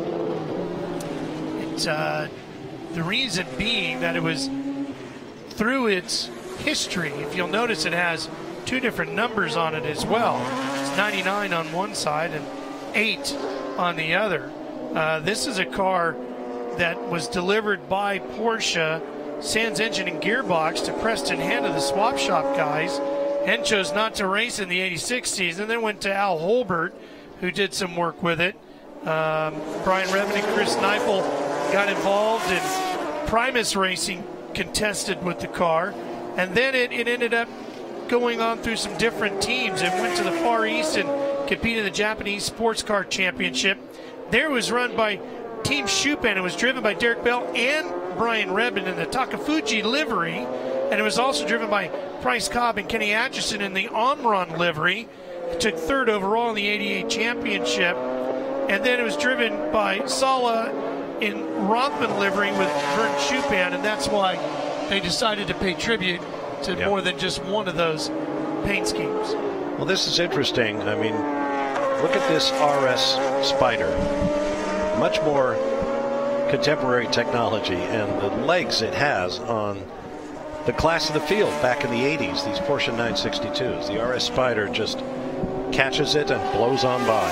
Well, the other thing about the 962, it was basically bulletproof back then. That was the other thing about it. It was very fast, very quick, but they were winning so many races it was getting boring. Right. Yes. It wasn't if a 962 was going to win, it was which one. Well, that goes back to Porsche's policy of turnkey race cars, making racing accessible. I mean, the Porsche, in addition to being a really quick and reliable car, you could get one and go racing in a very efficient way. So, yeah, there were fleets of 962s out there just because you could get them.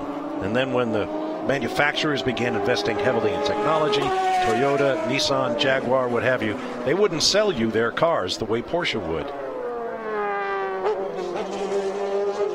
So the 962 was pretty much where you went. The C, by the way, I mentioned the 962C cars raced in Europe. After the FIA rules were changed for the World Endurance Championship, they created Group C for sports cars, and the 962 could then run in that class with the IMSA-style rules of the longer wheelbase allowing the drivers to get their feet behind the front wheel center line, hence the 962C designation of those cars. You could make the conversation or the argument that that particular 962 right there, the Lowenbrow car, is not only one of the most dominant cars in IMSA history, but in American motorsports history, period. That one particular car really owned the series for numerous years, whereas in other championships, a car, you take a Jimmy Johnson, for example, in NASCAR with his Lowe's livery, but it's not the same car year after year. It's a different car. Yeah, our old friend, the late Chris Economaki, the Dean of American Motorsports Journalists, always used to, well, complain's not the right word, but he would always remark, what happened to the days where you could take a race car and race more than one season with it? The shelf life is not only expensive now, but it's very limiting. Sure. When you look at what Toyota does in the World Endurance Championship with its TS050 hybrid, I mean, that's a brand new car virtually every year. I don't know where the old ones go. You certainly couldn't run it in vintage racing, but they invest hundreds of millions of dollars in new technology every year. Whereas, as I mentioned earlier, the 908-03 that Porsche designed to run the Targa Florio and the Nürburgring Nordschleife and nowhere else wound up racing effectively for over a decade in various forms. In talking to Bruce Canepa about driving a 962, he said once you get it up to speed, it's a comfortable car to drive, all things considered. Very, I don't want to say mild-mannered, but in the hands of a professional driver at the limits, it's a comfortable car for them. Getting it there, however, is the challenge. There's a terrifying in-between phase with downforce cars where if you're not creating that downforce and you do the wrong thing, you're going to fly off the track. But it's like we're talking about the 919 Evo on the Nordschleife. It almost looks easy because there's so much downforce that he's doing these ridiculous speeds, but the car is sticking to the track. Right. Of course, it's not easy still, but it's getting over the hump that's tricky. Yeah, so getting through the corners is where the time comes from, and that's where downforce is critical. Such an incredible mental game to get yourself there, right? Gunnar Jeanette continues to lead over Blake Mullen and Canepa, Higgins, and Robillard as the top five. There's Joe right there, holding down the fifth position. It's interesting also is the learning curve as racing was progressing when they started really figuring out downforce, and then the weak spot was the suspension components and things breaking at high speeds and suspension not catching up to the downforce. I mean, that was some scary stuff.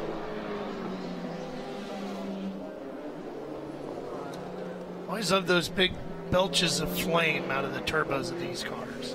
Well, especially in the early days when the turbos were fairly crude compared with what we have right now, and the wastegates would dump a lot of unburned fuel into the exhaust headers, and that's where the big puff of flame would come out the back as that fuel exploded, ignited.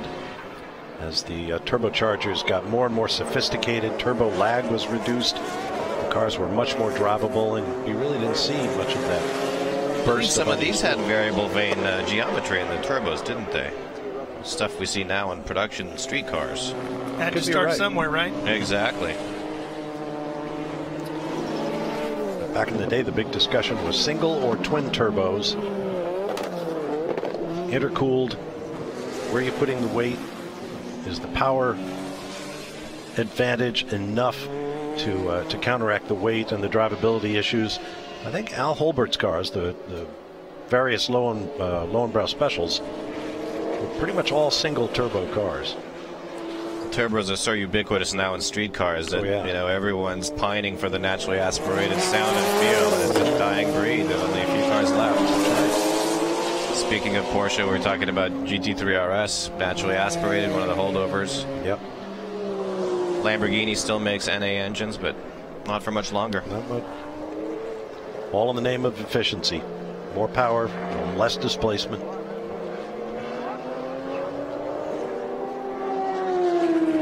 Giannone, it was 84 Porsche 962. Yep, chassis number 102. The second IMSA Spec 962 built by the Porsche factory and delivered back in 1985 to Bob Aiken Racing, of course. Campaigned in that 85 season. Then it had a big crash at the Charlotte Motor Speedway, and that pretty much ended the year. I was calling that race. Went nose into the tire wall. Driver unhurt, car not so much. It's gone through a few rebuilds. The guys at Gunnar Racing down in West Palm Beach, Florida, did a lot of work to it in 08, and then Bruce Canepa just over the hill in Scotts Valley redid it again in 2015. Yeah, Bob Aiken was a great man, chairman of Hudson Wire. We should give a shout out to his son, Bobby Aiken, who works with us here at Motor Trend TV. He's one of our sales executives, a racer in his own right, although he's less about race cars and more about surfboards these days. Here's another example of 962 being overhauled by an RS Spyder. It's amazing what a couple of decades of development will do. I always thought that Coca-Cola paint scheme on that car was a very simple design, but a very striking one as well. Really works with the ribbon, that proportion, you know. How many cars have that much real estate that's horizontal? Yeah, Coke was the holy grail of sponsor hunters for many, many years, and it took them a while to warm up to the idea of race sponsorship, and particularly race cars. Well, one of the reasons why this series worked back then is for that very reason.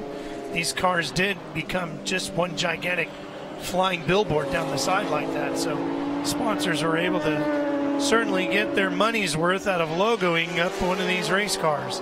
There's our guy Justin. He's climbed his way up to 13th.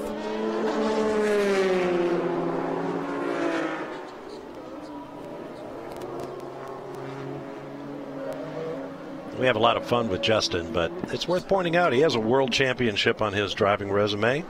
He has a class win at Le Mans, driving with his dad.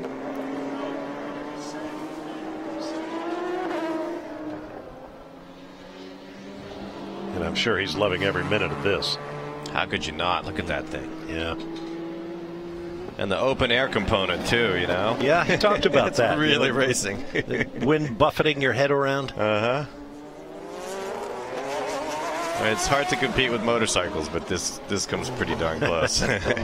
Whoa, little lock up there. As he makes his way through Rainy Corner. Down to turn 10. And then hard braking for turn 11. Oh boy. Oof. Literally hard braking. Very hard braking. What if he's having a braking issue?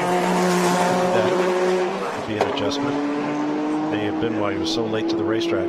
He also hasn't had a lot of time in this car, we should point out.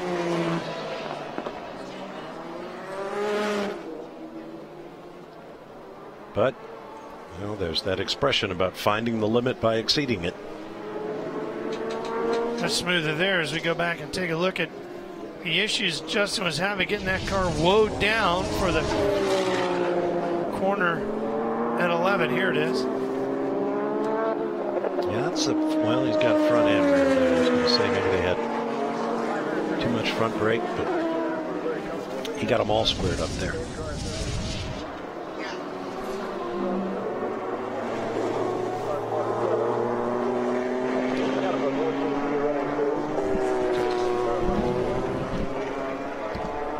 Great way to spend a Saturday afternoon. Of course, the event continues tomorrow, and we'll be here again with you on Motor Trend On Demand.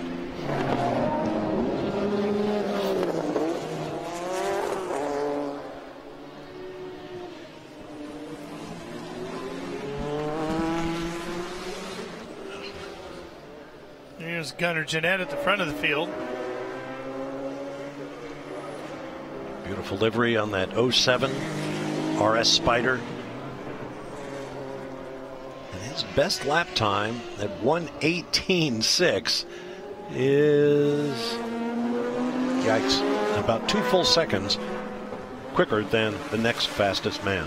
So, Bob, would you want to, you know, you're talking about how different the speed is between the RS, for example, and the 962. You know, you got one afternoon to do some lapping. Would you go for the latest and greatest technology, or would you go for, you know, the car that you dreamed of as a kid? I'm 6'3". I think I'd go for the car that actually fit him. It'd be hard for you to find that car. Yes, it would be. How about you, Basil? What are you thinking? 962 all the way, just because of the lore of the car. Yeah, there you go. Know, it's such a legend, and it was such a legend in its time. I would want to see what that was like. The more I drive high horsepower cars and the more I drive modern cars, the more fascinated I am with the classics. because there's so many cars that can, you know, you got cars with 1,500 horsepower now. Right. There's almost no limit. But when you talk about the feel of driving and those organic feelings that you get behind the wheel, there's so much going on with older cars because it's unfiltered. You know, you've got a direct relationship to the road, and you're just feeling exactly what's happening with the tires and what's happening with the throttle and mechanical linkages and the sounds and everything. It's such a sensory experience. I just become more and more fascinated with the old stuff, to be honest. Well, that's a great point. I'm right there with you. Yeah, I got to tell you, as much as I would be intrigued by the 962, I think I'd have to go with a 917 of some sort. Oh, 917. Well, that wasn't on the table, but well, that's what we're saying. Any you know. Well, you know, and we say that, and Basil makes a great point about the sheer physical, athletic activity of driving these race cars back in the day. I mean, those 917s running around Le Mans, hitting 240 miles an hour, as Derrick Bell likes to point out, in the dark, in the rain. 240 miles an hour, and you had to muscle them around. And I mean, anybody who thinks driving racing cars is not athletic activity is on another planet. Yeah, because I would be fascinated by the physical challenge of the 917 also, because it was scary. I mean, you hear Redmond talk about it. Sure. You know, he didn't want to test the car. The windshield wiper flew off. Right. They'd have, you know, pieces of bodywork flying off. I mean, not much aero, but a ton of power. I mean, that is it's a crazy combination. You can read John Horseman's book about it's called Racing in the Rain, not to be confused with the Garth Stein novel that Patrick Dempsey's turning into a movie. Yep. But Racing in the Rain is about the John Wyer Automotive. It's basically an autobiography for John Horseman, but the great drivers and the great cars, the Ford GT40s, the Porsche 917s, the Mirages, and the way they had to develop them. He was the engineer that was assigned that responsibility. And the 917, as you say, was a monster, a really difficult car to drive when it started, but they worked to develop it. So then as we look at this RS here, which is such an amazing car, on its way to the checkered flag, it looks like, have we lost some of that passion? And I don't mean because the technology is not something to be excited about, but it takes some of the rawness out of it. And is that rawness what gets everybody so excited? Well, we have that debate all the time. Is the problem, maybe racing loses some of its fascination if it's made to look too easy. You know, and along with that argument about people thinking racing drivers are not athletes because they're sitting down.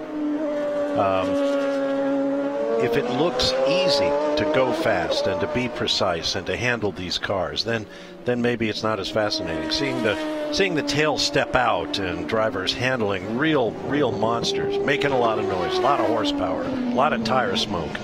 I think that kind of adds to the thrill of motorsports, that you're watching something that's very difficult to do and the being done debate well. that happens in circles like aviation goes around technology and things being fly-by-wire now and the plane being smarter than you, but there is something to be said for the fundamentals. Like if you sit in a go-kart, completely analog, you can see the wheels lock up right in front of you, and if you don't nail the apex, there's no cheating, there's no, you know, you're gonna pay the penalty. You're gonna lose time. Yep. And there's something about that. You know, there's something about the fundamentals. The cars have gotten so good now. We've got cars with brake vectoring that help the car corner, and if you just are raised on that, you might not understand the fundamentals of throttle modulation and trail braking and all the things that are basic to the function of getting a car around a track fast. Yep. Victory for Gunnar Jeanette in that RS Spyder here in Group 6. Yeah, you make a great point. I used to be involved with a sweepstakes in which motorsports aficionados who like to drive would enter, and we picked 5 winners, and they brought a guest, and we went to a racetrack like WeatherTech Raceway Laguna Seca, and they would be driven around in a stock car by Cal Petty and get in the 2-seater Indy car with Mario Andretti and Tanner Faust with his drift car, and we drove monster trucks. We drove all kinds of things.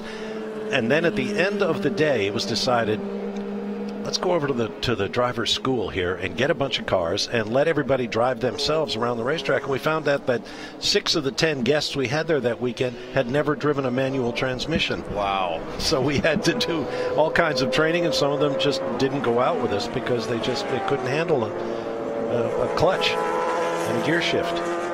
Well, it's become an anti-theft device on road cars now. It absolutely has. I can tell you from family experience, I can tell you that's true. Yep, my daughter had some kid jump into her car and try to take off in it and got absolutely nowhere because he couldn't figure out how to get to move. She got him to move. Props for driving a manual. Yep. That's all she's ever known. It's fantastic. Sorry, Leslie, I had to tell the story. Proud of you, though, for knowing how to do it. Yeah. Here's a look at the results for Group 6, the Stuttgart Cup. Gunnar Jeanette over Jeroen Bleekemolen, Bruce Canepa, Andrew Higgins, not to be confused with John Higgins, who finished a little bit further back. Joe Robillard, Wade Carter, David Lockwood, Brian Redman, a true legend, Dan Curry, and Tom Dooley.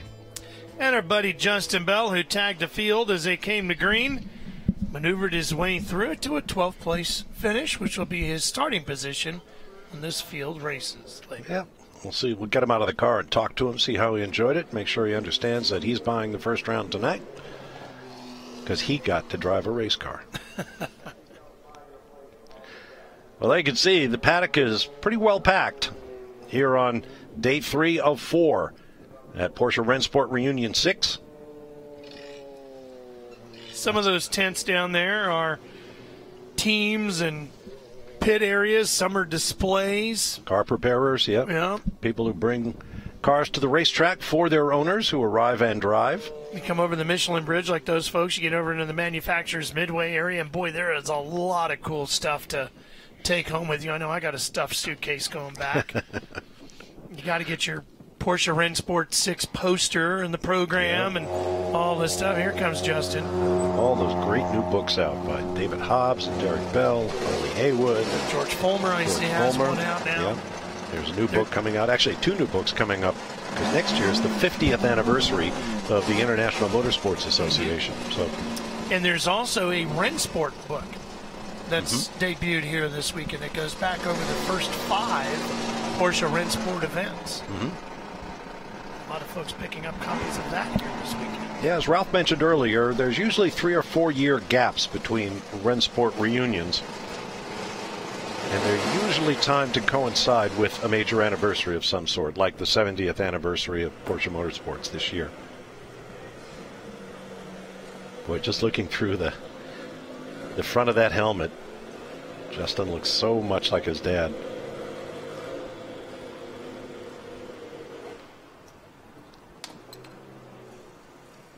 Well, he's taking his time. You know, you would think as a guy who's worked as a pit reporter, he'd know you have to wait on the driver. Make sure the hair's just right. Is it me? I'm not sure. He looks happy. Give me the mic. All right, now remember. I just burnt the front tires off.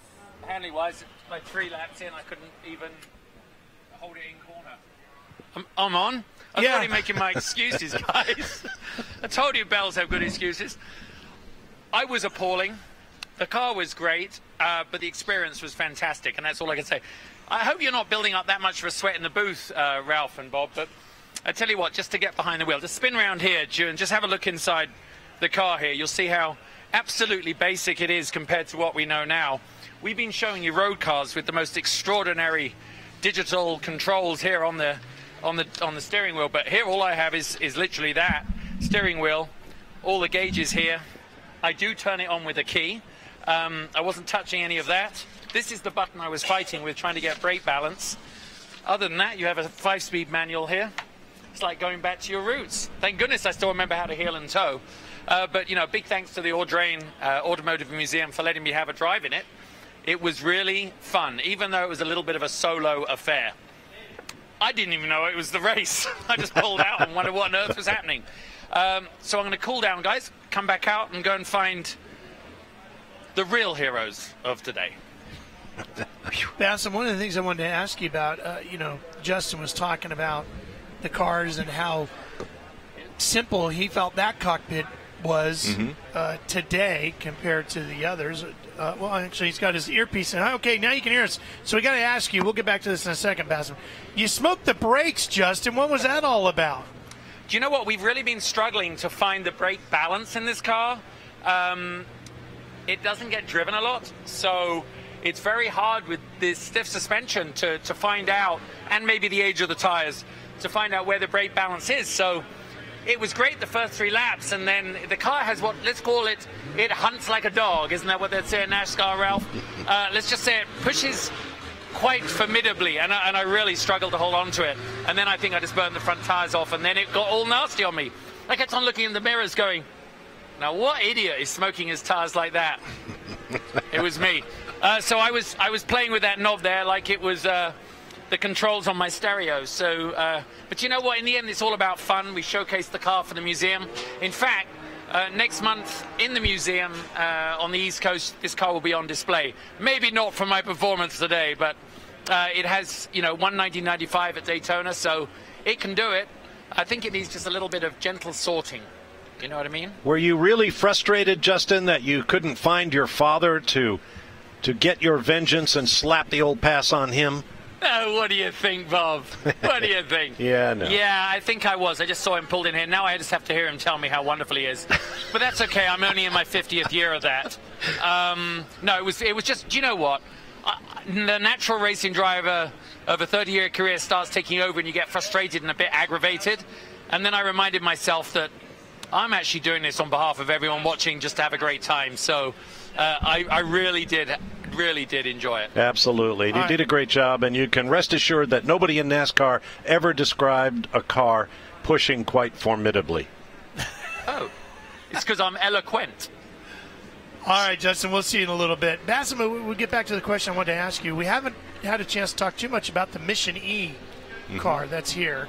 That is the latest and greatest of all technology that Porsche is thinking about. What is your take on that vehicle?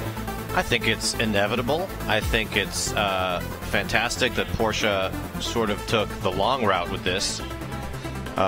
Really are indeed like crazy on it, and they did it the Porsche way. There's a temptation to jump into electric cars like boom and be competitive, but I think it's the proper thing to do. I think you have to do it.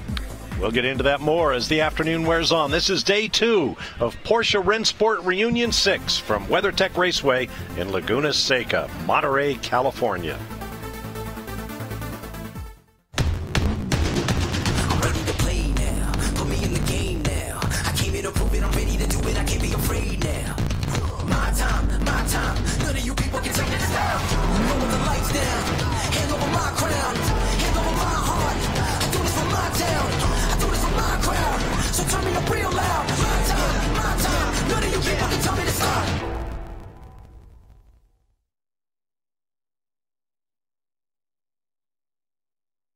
The ultimate driving machines really do deserve the ultimate driving weekend.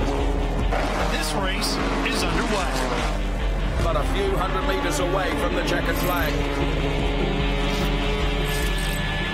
Wow! Oh no, a race leader! This is so exciting. Here we go. And there's a checkered flag.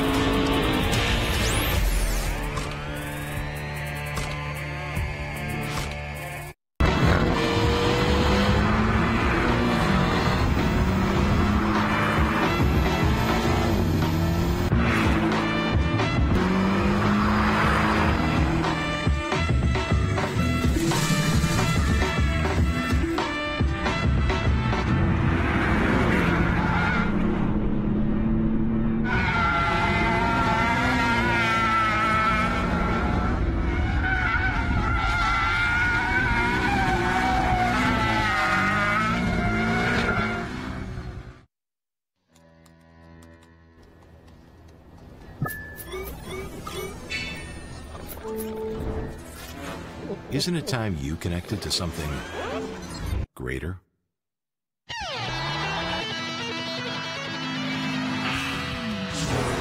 Sometimes the best way to connect is to disconnect. This moment of escape was brought to you by Haggerty, for people who love cars. We are back at WeatherTech Raceway, Laguna Seca. Bob Varsha, Ralph Shaheen, Justin Bell, just climbing out of the race car down in the garage area, and our special guest, Bassem Weissef from Automobile Magazine. More cars heading out onto the racetrack now. Looks like we have a bunch of 917s I'm not sure which the next group is scheduled. Well, this is a bit of a parade exhibition going on right now, Bob. Right. A lot of the cars that we were talking about and showing you earlier sitting inside the Heritage Center and some of the other areas around the track that are not necessarily coming out for competition of any kind this weekend are just out doing parade laps. In fact, you'll see a GT1 in here. Right. The 962 back there. Mario and Michael Andretti raced that car at Le Mans, I believe. So Actually, in Daytona. Daytona, that's right. I was there. A lot of cool GT1. cars, like that GT1. The GT1 is awesome. Isn't it something? Another Le Mans winner. These parades, of course, put these great cars on tracks in front of the folks, and more often than not, our co-grand marshals are a part of the action. Amelia Island Concours d'Elegance chairman Bill Warner is one of our co-grand marshals, and the other, a member of the Porsche family, Dr. Wolfgang Porsche, grandson of company founder Ferdinand Porsche. He led them out in a very special Porsche 356, known as 356 number 1. There it is, a car sold by his grandfather and then collected back up by the family. There it is in pristine shape. And that car has spent some time here in the Monterey Bay Peninsula the last month or so. It was on display at the Quail. I saw it there earlier in August as part of Porsche's 70th anniversary display over there. And then I don't know where it went between then and now, but it's kind of been on a tour around the United States a little bit. And back here at WeatherTech Raceway Laguna Seca as part of the big Porsche Rennsport Reunion VI celebration. I've been down to the Porsche hospitality area when Dr. Wolfgang Porsche came through, and he was obviously the object of a great deal of respect by the drivers and executives and folks gathered there. It's great to see him here. So the Perry Dakar. There goes the Type 64. Yep, right there. Oddly shaped thing. One of 3, 2 surviving, and that's one of the 2. Original design by Ferdinand Porsche. Didn't get to race until many, many years after it was designed, due in large part to World War II. But innovative in so many ways, including offset seats. And this past Wednesday, they took the family photo. Brought all the famous cars out. Spent quite a bit of time getting them in all the right spots. It's a tradition here at WeatherTech Raceway Laguna Seca when they host the big vintage week here. Rolex Monterey Motorsports Reunion. And, of course, we had to do the same thing for Porsche Rennsport Reunion VI. Wait till you see what it looked like once all the cars got staged. You know, I've seen a few of these photographs taken either for this or for the Rolex Monterey Motorsports Reunion. This actually was pretty quickly and efficiently done compared to the normal. There's Mark Urbano, great shooter. And a great photograph. No pressure. There it is. There's the final result. Well, when you're working with subject matter like that, kind of hard to get it wrong, Yeah. I guess, right? You'll see that picture all over the internet, I'm sure. Oh, it has been. Mm-hmm. And everybody's been utilizing it too, right? Posting it themselves. Got a quick glimpse of the Porsche IndyCar there in the hands of factory driver Patrick Long, California guy, and the only American Porsche factory driver. Looking for it. Number 36, right behind the IndyCar, Hey, Justin, you're on air. To say, I'm so hot and sweaty, I'm not going to change. I'm going to wander off and find some of the drivers from my group. So I'll be back with you in a minute, guys. Alrighty.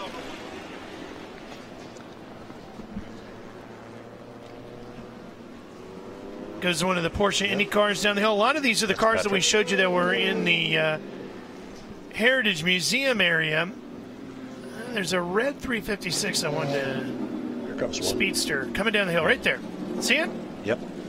That is one of the cars owned by Mr. Bob Ingram, a great Porsche collector. North Carolina? Yep. And it is, if I'm not mistaken, I was chatting with him earlier in the weekend, and he was telling me that that is the last of those cars made. I know he has a number of cars over there in the Heritage area, sponsored by Chopard. And you can tell the ones that are his because they have custom covers on them with his name on them. I had an opportunity to go through his collection, which is a private collection. I like this car so much. It looks French or something, doesn't it? It sure does. This is sure a does. Type 64. One of these is not like the other. Very, very narrow tires, reduces rolling resistance. I mean, this is all very carefully engineered. I mentioned the offset seats. The driver sits on the left, his passenger slightly to his right and set back about a foot behind the driver. Wonder what the drag coefficient is on that. Boy, I don't know, but he was obviously thinking, make it as sleek as possible. Awfully tiny greenhouse on that car, but as I mentioned, it took until after World War II before the car actually raced. I don't recall if it was a hill climb or something of that sort, but I mean, the car's in beautiful condition, and it is just so And the black unique. is spectacular, too, when you see it in person. And it's interesting that that color was chosen for the car, because car guys will tell you black is a color that shows every imperfection in the bodywork. Yeah, especially with all those complex curves, you know, Right. it's really easy to get something off. Yeah, looks like that whole car was built with an English wheel. There's a look from turn 5 back under the Mother's Bridge toward turns 4. We're sitting up to the right, and then there's some interesting happenings, I guess, at the corkscrew. Looks like we're going to take the Zanardi line here. Oh, yes. Maybe on purpose. He had to do it. Well, that's a Porsche 911 built to go off-road, so why not? I was hoping that would happen.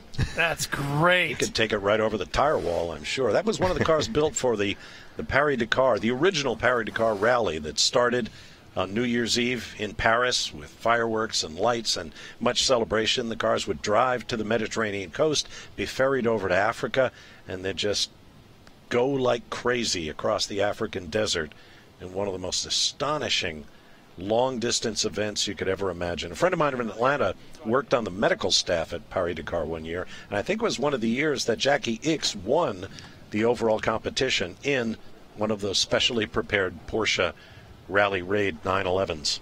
Tomorrow you can join us from 1 to 5 o'clock. That's Pacific time for our live coverage from Porsche Rennsport Reunion VI. That's right. Adjust for your local time zone. The breeze has come up just a bit. A few puffy clouds up above, but the weather is expected to stay good all weekend long. Be great weather for exploring not only Porsche Rennsport Reunion VI and WeatherTech Raceway, but the nearby Monterey Peninsula, Cannery Row, and all there is to see and do here in Central California. The three of us have talked a lot about how much we've enjoyed the older cars and watching them run. Well, probably the most technologically advanced race car here today did some exhibition laps earlier, the 919, and this is the tribute car, and this is the one that set the record at Spa and then Nordschleife, and it's just, boy, it's a remarkable piece. If you threw out the rule book and you built one, this is what you would build. Yeah, the basic drive line was a 4-cylinder turbo making over 500 horsepower. Think about that. 2-liter 4-cylinder turbo, more than 500 horsepower, and then another 400 to 500 from its electric motor. The car was treated to a new aero treatment, well outside the rules of the World Endurance Championship that it dominated for 3 seasons, and in the hands of factory divers like Neil Yanni, Earl Bamber on this occasion. Andre Lauderer got a turn in the car this weekend, who now races in the Formula E Championship. I spent some time talking with some of the engineers with this program, and the basic question, of course, is why? Why do this? And what are you getting out of it? And they said for them it was a gigantic, R&D project for fun. What could we do? What can we learn?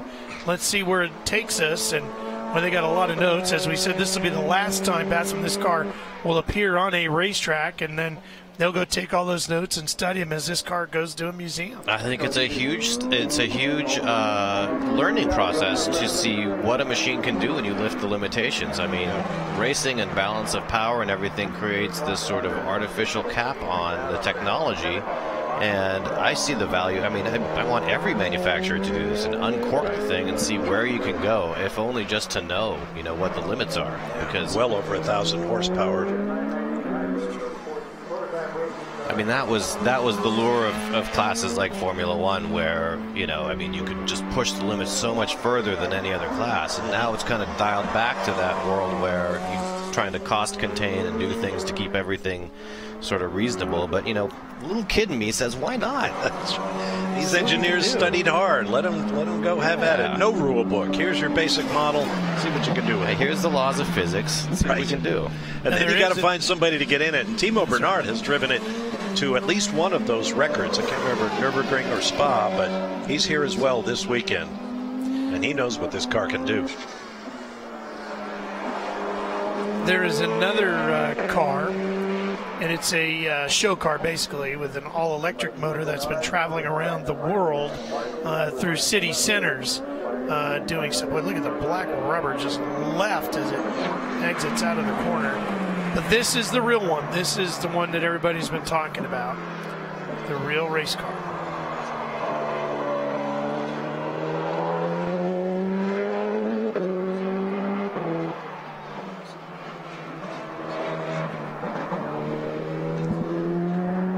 This thing is just a beast. And it's deceptive because when you see it in person, you realize the speeds are just staggering. And it's just, it doesn't look like it makes any sense the way they accelerate. I strongly encourage you, if you haven't seen it, get on YouTube and find the onboard footage. But, I mean, you know, Porsche factory drivers are among the best of the best. But just about every guy I read about who got out of this car after using it in anger says, holy moly, or some equivalent in some foreign language. Let's go to Justin. Okay, well, after that rather dismal display, I'm trying to regain my youth here. Dad, there's a picture of us at, well, that was the Le Mans Daytona, and that was in the same similar open-top kart I just ran in. We had the American flags down one side, and look how young all of us look. Not just them. Well, this is even worse. There I am in 1989. My goodness. Well, thank you, sir, for giving us the book to look at. There you go. So, Dad, how was your race? I was like the only guy in the disco. Well, I'm sure I didn't come across you, so you must have been going reasonably well. I was slow but alone. I was slow and alone. You were slow alone. How was yours? No, I wasn't too slow. I was just moderately alone. I got by a few at the beginning, and then I just cruised. Well, I went pretty quickly, I guess. But where did you qualify? I was on the 4th row, I think. That's really good. It wasn't bad. I didn't know I qualified there. But that was this morning, which I didn't know was qualifying. And I didn't know we were racing. Just. Oh, I didn't know we were racing. I pulled out of the pit lane going, why are they all bunched up coming down the start lane? The bells are not very good at... Once he had... Do you know what? I was just saying to myself... Yeah? You are not. Oh, I'm not the organised one. I knew. You knew. I knew by that point, but you were too busy filming. I was trying to get on TV. I know you're doing too much TV. I know. So what you've got to think about when you're out there as those cars blast past you is you are racing one of the most legendary cars of its era. Yes. And a modern-day car, a relatively modern-day Porsche, went by you like I was as though you were in the Publix car park. Yeah, I wouldn't say a modern-day Porsche. I say modern-day racing Porsche. Yeah. But, I mean, they're 20 years newer. This last time I sat in this was 31 years ago. Well, then in 31 years' time, I'm sure you'll still be doing it. My dad, everybody, is the poster child for healthy living, a positive attitude, and the fountain of youth. Oh. I don't think he's right. I haven't got it. And there they are, the Bell Racing family. It's great to see Derrick here, as well as all of his colleagues from the golden age of sports cars. The ultimate driving machines really do deserve the ultimate driving weekend. This race is underway. But a few hundred meters away from the checkered flag. Wow! Oh no, a race leader! This is so exciting. Here we go.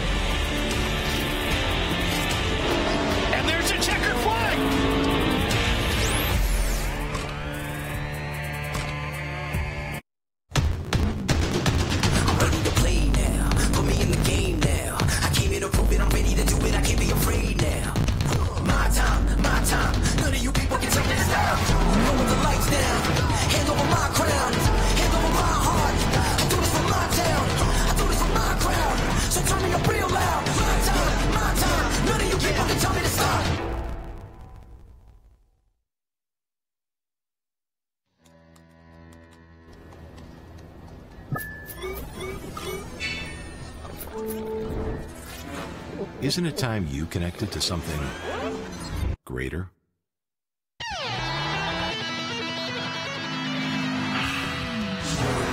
Sometimes the best way to connect is to disconnect. This moment of escape was brought to you by Haggerty, for people who love cars.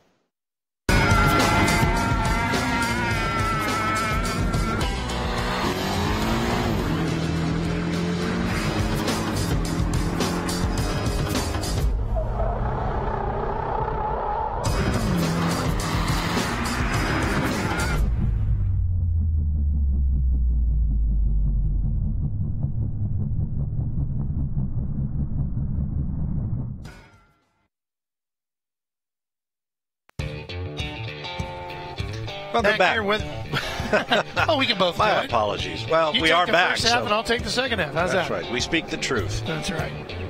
Mid-afternoon here at WeatherTech Raceway, Laguna Seca. Bob Varsha, Ralph Shaheen, Justin Bell catching his breath down in the pit area, and Basim Wasef of Automobile Magazine, all enjoying Porsche Rennsport Reunion VI. Right now, Group 3 is on track for its qualifying race.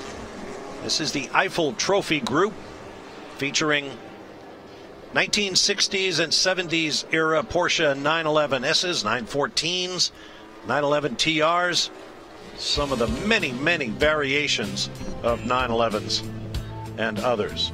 Here's a look at the starting grid. Check out all those 911s. Look for the 914s as well, particularly the 914 six-cylinder models. I bet the 911 guys love that the 914 6 is number one. Yeah. Basim, what's your thoughts in the 914? You a fan? You know, I have an interesting relationship with it because I'm conflicted. You know, I mean, there's the argument that the engine is in the right place, but the character of the 911 is its own thing, so I'm kind of gravitated towards 911s, but I do love the idea of the 914 in a weird way. It looks like a lot of fun. Yeah, it was an interesting car. I drove one once, and it was pretty cool. They used to call it the Laughing Porsche. It was sort of an entry-level car. Rose to some racing distinction, particularly in the hands of the boys down at Brumos Racing in Florida. Well, speaking of the values going out of control, I mean, the 914 6 is an example of how, you know, we're all like, oh, well, that would have been one to have. Right, exactly. Back when they were affordable. Why didn't I keep that car? Why didn't I buy that car? Why didn't I know?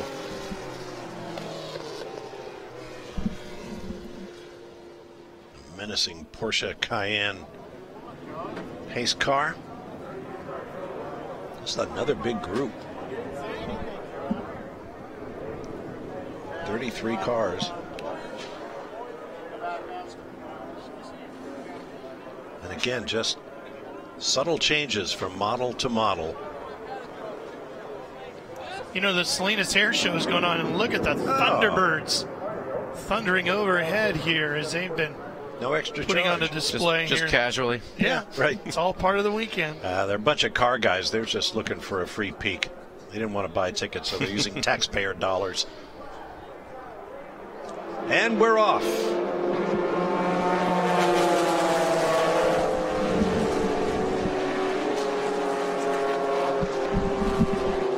Looks like the 914 is going to get the lead here.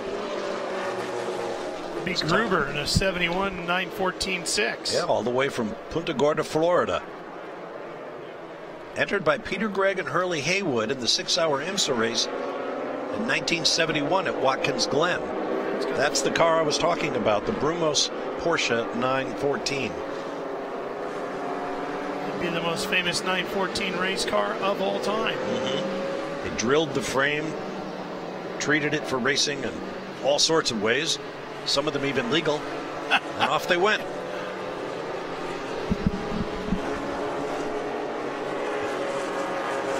Nah, it was all legal, but all very, very clever.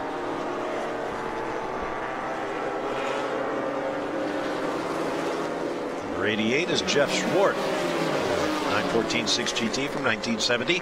Jeff, of course, a legend of the Pikes Peak Hill Climb, long-time Porsche stalwart, and a very successful movie producer and director. He has a very special Porsche Cayenne car kitted out for film work, and it's been lapping all weekend long doing promotional work with the 919 and the various new Porsches out here this weekend. It is quite a piece of kit, as the Brits would say.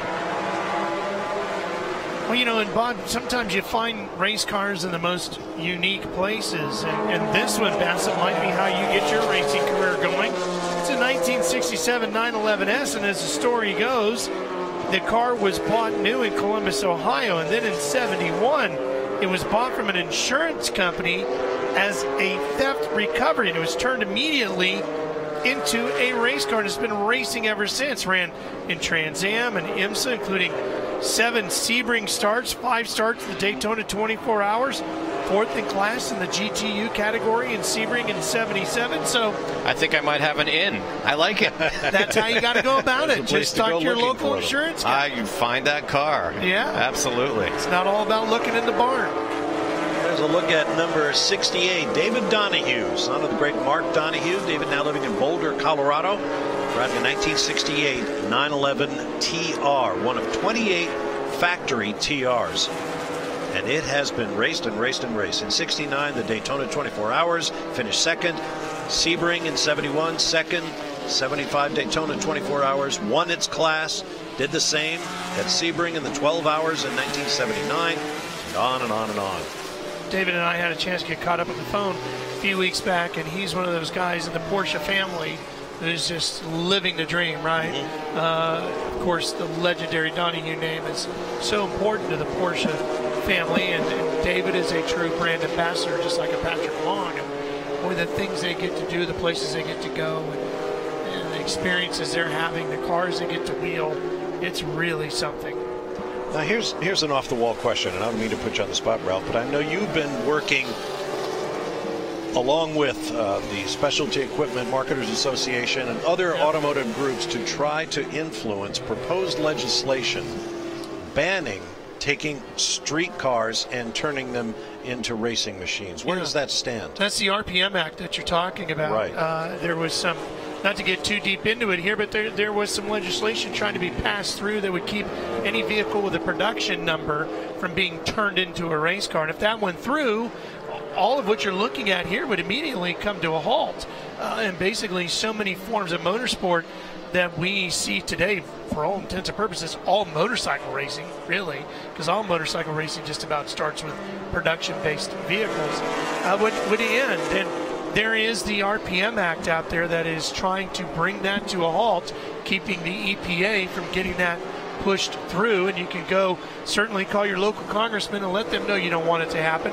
But you go to SEMA.org, and everything you need to know there about it is right there. And I strongly, if you're interested in motorsports, encourage you to do so. Some of these bills, you just wonder, where did they come from? That just makes no sense. Yeah, well, you know, it's they have the thing about it that would be so brutal is it doesn't just end the racing. Think of all the businesses that are impacted by that. Absolutely. It's a multi-billion dollar massive industry. Absolutely. And one of the things I talked a lot about is what we're seeing right here. For some of these people, this is their passion. They don't buy season tickets to football teams or go to the opera. They go racing. It's a family affair. Vintage racing, sports car racing, motorcycle racing, and drag racing. That's what they do.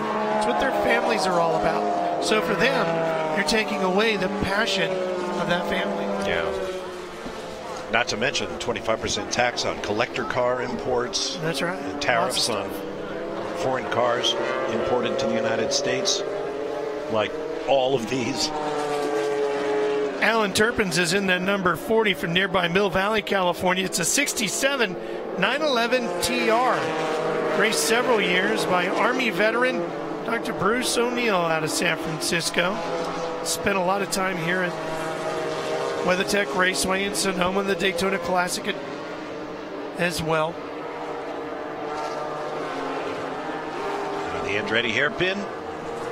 Here's Jeff Swart in the 88 on the left, being chased by a similar car.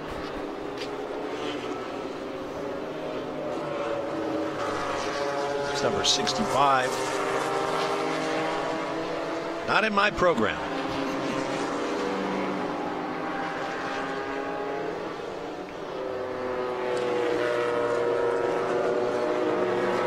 Lufthansa logos on the side and across the front of the windshield on Jeff's machine.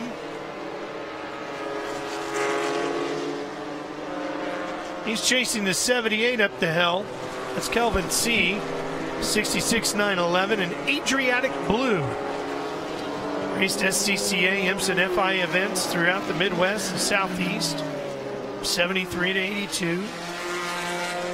I know owners of these cars would like to advertise their own businesses on them, but cars with this kind of history, I think it's best if they appear in their original livery. As far as you can take such a thing. Of course, race cars change from weekend to weekend based on new sponsorships or what particular mechanical change needed to be made on the car that weekend for top performance. But pick a race it did well in, put the livery from that era on, and leave it alone. It's such a simple thing, but it becomes so evocative, doesn't it? Absolutely. I mean, just a simple thing as a graphic can take you back to another time. Sure, like you were saying earlier about tobacco and alcohol sponsorships. I mean, this is vintage racing. This is what the cars looked like in period. I don't think a 15-year-old is going to see that Marlboro livery and say, I'm going to start smoking today. Maybe I'm being naive. Well, it just seems like a stretch. I didn't then, and I wouldn't now. Yeah. Right? I was looking at the 914s, and Bob, one of the ones I think back to that comes to mind immediately was the all-black one that ran in the GTU series, the Altic Lansing sponsored car. Remember that one? The stereo company. Right. It's funny how many of these 914s, I should say, appear in this shade of orange, including the one that I drove many, many years ago. I was thinking of that too. It's kind of like a McLaren orange, isn't it? Yeah, right. Where are the blue ones and the white ones? And the other one I think of is Mrs. Ashukian, who lived across the street as I grew up as a kid, because she had one in that very color, drove it every day to work. Wonder where that car went. Edie Aerosmith. Now, that sounds like a nom de guerre, if ever there was one. Kind of like Luke Warmwater? Yeah. Or one of the Porsche's great drivers, John Winter, won Le Mans in a Yost 956. I did it with John Winter once. Sadly, he descended into some mental problems and took his own life many years ago, but he was quite a character. The 55 car here, that's a 66 911S of Frank Altamura from Napa, California. It's an original numbers matching car, raced in Germany and Sweden by Privateer, and did some amateur racing in the Pacific Northwest when it was shipped over here. If you've been to the Rolex Monterey Motorsports Reunion in recent years, you might have seen that car here. John Lindfesti in his 1968 Porsche 911. Competed in Sports Car Club of America races for many years. Now vintage raced. Was here just a month and a half or so ago for the Rolex Reunion. Raced at Rennsport 5 in 2015. And gets its exercise up and down the West Coast at various events. So, Batson, you said this is the first time you've been to Porsche Rennsport. You checked that box on the bucket list. What's the next event you're searching for? It's going to be hard to beat this year, to be honest. I've had an incredible year. Villa d'Este, Pebble Beach, got to drive in the Mille Miglia. Oh wow! A 300 SL in the Mille Miglia. Awesome. So next on the list is I've got to go drive the Rolls-Royce Cullinan in Jackson Hole. Okay. I've got a BMW drive in Portugal where I'll be driving the M8 GTE car.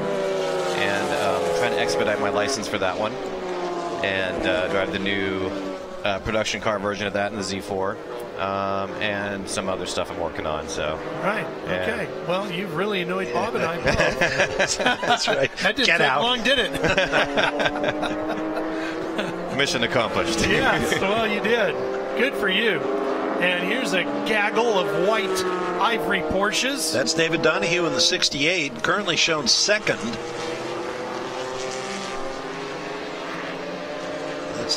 Thomas Gruber up ahead of him, and just behind him, number 27. Just say the white one, Bob. They're all in there. Yeah, right. We've got so many cars in our notes here. keep track of them. Waving him on by. Remember, this is a qualifying event. Right.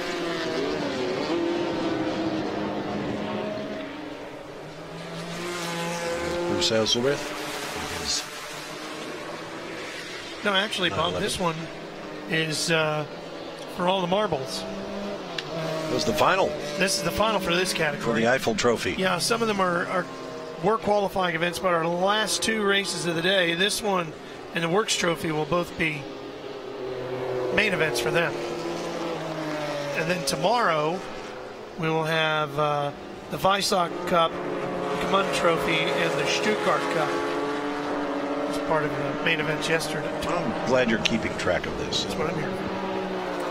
A lot of respect for these drivers handling rear-engine cars with crude suspensions and keeping them on the track.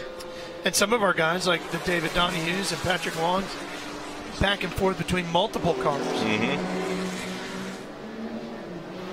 When you talk about the difference between these old analog cars and the new race cars, or newer, even 90s era race cars, it's just like another planet. It's Kelvin C.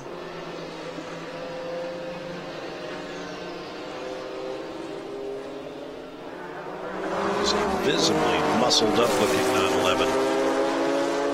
The stance of that blue car just looks a little different. Well, I'm wondering where the rear piece of the body went, if it was always ran that way, or if they just were having issues today. That might be the sticking his nose in there. That might be creating the optical illusion that it looks like it's got an odd rake from front to back.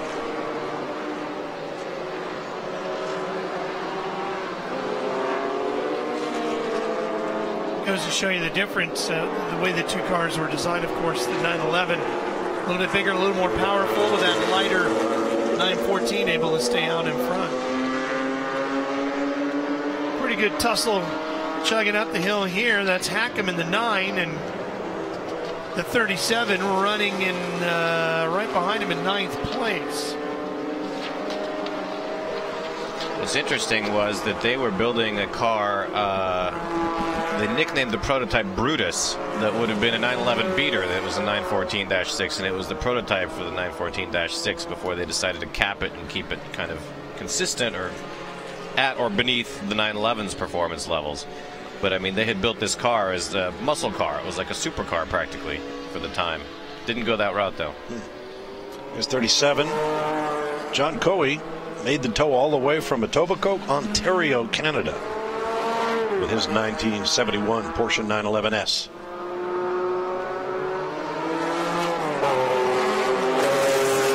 It runs down like a parody that they have between the Cayman and the 911 nowadays. Trying to keep the order and keep everything its own little niche and not exceed the other. That's an interesting conversation, because the 911 in some ways has gotten so much bigger now.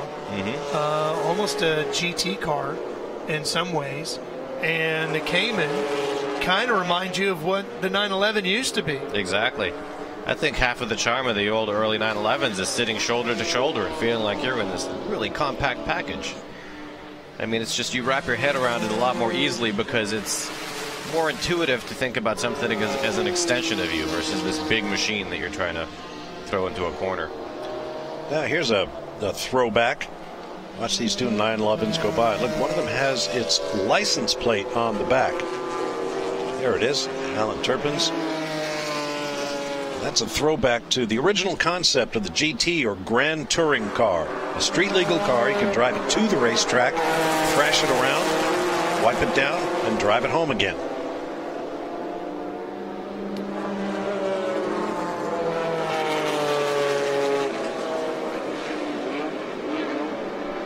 Do you think, Bassam, that that's a sign of the 911 maybe losing some of its image of what it was supposed to be as it's gotten bigger? I don't want to say necessarily softer on the inside, but certainly the performance on the outside is every bit as raw and aggressive as it ever was. It puts up tremendous numbers. It's a complicated debate because Porsche always has to sort of play the game of the competition's horsepower ratings and all the things that people look at when they buy cars. So You know, there's sort of like the context of within the modern car realm, it's even still small by modern standards, but compared to what it used to be, I mean, at what point do you let go of those hallmarks that really characterize the car? The shift from air-cooled to liquid-cooled, it's amazing they held on that long to air cooling because, you know, from an engineering perspective, like there's no comparison. To squeeze horsepower out of an air-cooled car becomes an exercise in futility when you're competing against cars that are producing, you know, double as much horsepower. But I think Porsche needs to always stick to the principles of lightweighting. I think that's crucial to the game because when you keep a car lightweight, it's a trickle-down effect. You need less things on the car. You know, it has less effect, higher power-to-weight ratio. Everything works better. It turns better. It brakes better. It accelerates better. Once you start getting into a level where the weight is affecting the performance negatively, and you have to escalate everything else, you know, bigger, heavier parts, bigger, heavier brakes, you lose the soul of what you're doing. So it's a delicate balance. Well, of course, in today's world, the modern conveniences that everybody wants adds that unwanted weight to the car because you got to have all the different electrical adjustable, Bluetooth, and all the safety features and the safety features, airbags, blind spot detectors, and all of it. Right, some of it is it's designated. You've got to have a backup camera. You got to have this and that. So you know it changes the game. And those things aren't going away. Yeah. Boy, I hope not. I love backup cameras. Yeah, some of them you wonder how we ever got along without them. Yeah, little things like that are great, but you know, every time you step into an old car, it's a refreshing sensory experience, like we were talking about. Oh yeah, this is what it feels like. You know? Ralph and I have covered our share of collector car auctions, and that gets talked about all the time. It's you're buying an old car, and it's gonna drive and feel and need to be maintained like an old car. It's, you don't expect to get into a 1939 Cadillac and expect it to drive like a 2018 Cadillac, because it ain't happening. But the great thing is you feel like you're going a lot faster than you really are. So it's a lot hairier back then. It's about the soul, not the pocket. There's a lot of supercars now that don't even feel like they're breaking the speed limit. They do it, you know, in a heartbeat. Too quickly and too easily, right? Yep. Let's pick up a battle a little bit further back in the pack now.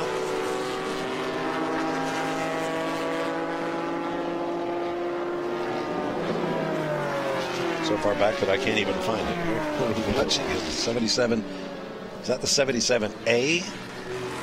We have a lot of duplicate numbers here, so sometimes cars are required to add a letter after the number, but I don't see an A. No, I'm guessing that's Smalley in the 77 there 911S. I could have sworn that was 77A just a minute ago, because there's a 77B out there. There's 77B. It's a right 1969 911S, that orange one. 2.5 liter 911, Randall Smalley owned and campaign car. 77B is Kevin Buckley from Fort Lauderdale, Florida. 267 911S.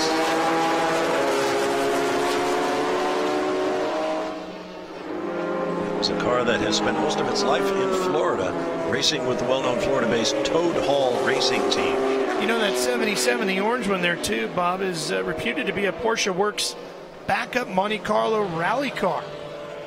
Originally raced as a 2.0 liter, then updated to the larger engine, bigger wheels, and so forth and so on. Well, yeah, 911S's as a rally car play into the story of the great Quick Vic Elford, British driver who tried so hard to convince Porsche that he could do the Monte Carlo rally and do big things with a Porsche, but he just couldn't get one. Finally, he convinced the dealer to let him have one, and he took it to the Monte Carlo rally and won. This was in 1967, I believe. 10 days later, he was at Daytona International Speedway driving a Porsche 908, I believe, and won the 24 hours. And then later that year, went out and won the Targa Florio. Talk about having a great season. It's not a bad year. Yeah. Jeez. Meanwhile, Dan Gurney was winning the 24 Hours of Le Mans, the Belgian Grand Prix at Spa, on and on and on. I thought that was the greatest single season ever, but I think you have to have a look at Vic's 1967 as well. And Vic is here this weekend, which is great to see. Now 83 years old, I believe. Vic Elford always said about the 917, when asked if he didn't like the car, he said, "No, I liked it very much. I knew exactly what it would let me do." Of course, if you did anything more than that, the consequences could be dire, but the car always told me where I stood.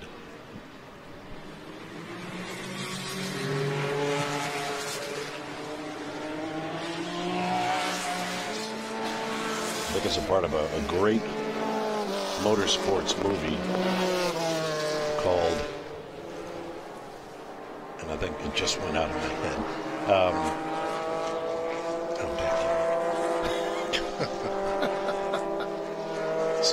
Speed Merchants. Speed Merchants. Yes. Exactly. Yes, he's in. Vic is in there. In period, talking to the camera. Mario Andretti is in there. It's a great. It's kind of a disconnected movie, kind of a compilation, but it is great. If you wanted to hear from the racers in the day about how glorious and how dangerous motorsports was, check it out. Well, there's a great story about the car that Porsche Classic restored. It was a 911 ST. They had only made 25 of them. It's a T-body. They put an S engine in it, but they bored it out to 2.5. And it raced, and the filmmaker who made Speed Merchants used it as a camera car, strapped an Aeroflex 16mm camera to the hood. Obviously, way before the GoPro days, this thing was massive. Right. But he shot the film, and then he sold the car, and then somebody else sold it. And the car languished, abandoned in a playground, parts missing, until it was discovered years later. And then Porsche took something like 2 years to restore the car, and it's on display there in the Classic Center. In a playground of all places. Yeah. There's pictures of it. It just looks decrepit. You know, doors missing, door panels missing. It's amazing that they rebuilt it because there's so much unique stuff that was engineered for that car. The cooling system was really complicated, and they had to speak to a lot of the experts and engineers and some of the original guys who raced the car, and it actually won its class at Le Mans back in the day in '72. But they restored it, and it's the car, and they found, they confirmed the serial numbers and everything, and it's fully restored now. It's amazing what modern restorers can do. Speed Merchants was directed by Michael Kaiser, who is here this weekend. Fine driver. Yeah, he's actually got a book about that car that he documents the whole process now. Right. Well, there was a Speed Merchants book as well, wasn't there? By Michael as well. No, got a copy of that in the collection.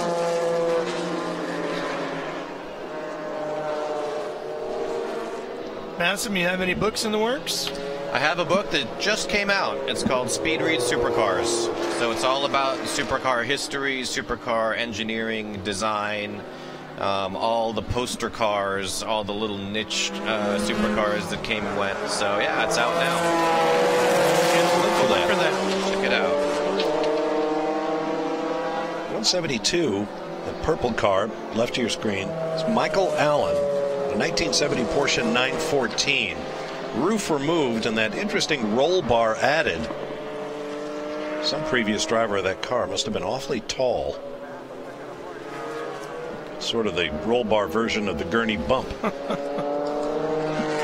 into the roof of the Mark IV that he drove with A.J. Foyt to win Le Mans in '67. Because Dan was a tall man and needed the extra space for his helmet.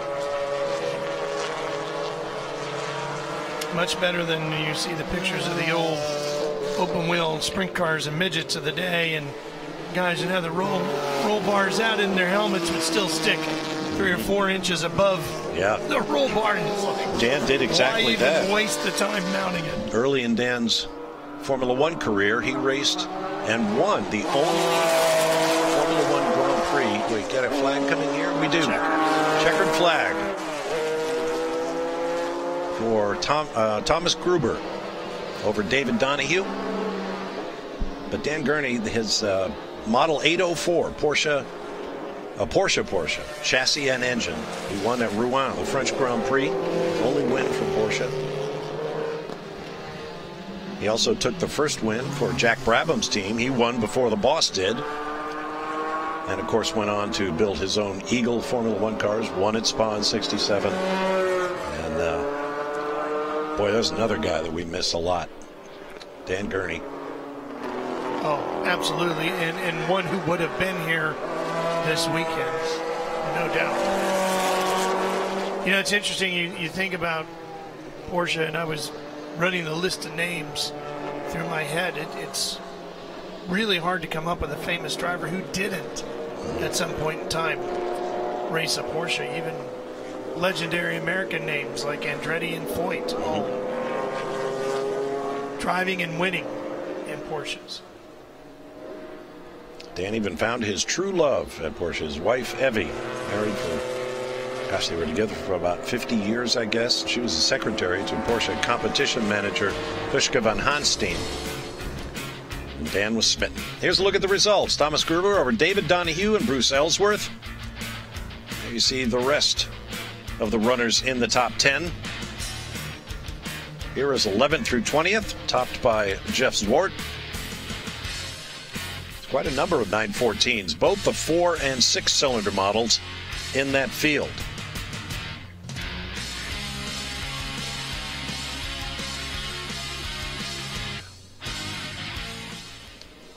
Winner making its way down the hill and into the paddock to celebrate. Congratulations to him. Just one more trophy to go with an already extensive collection with Thomas Gruber's 1971 914-6. Porsche Rennsport Reunion 6 continues.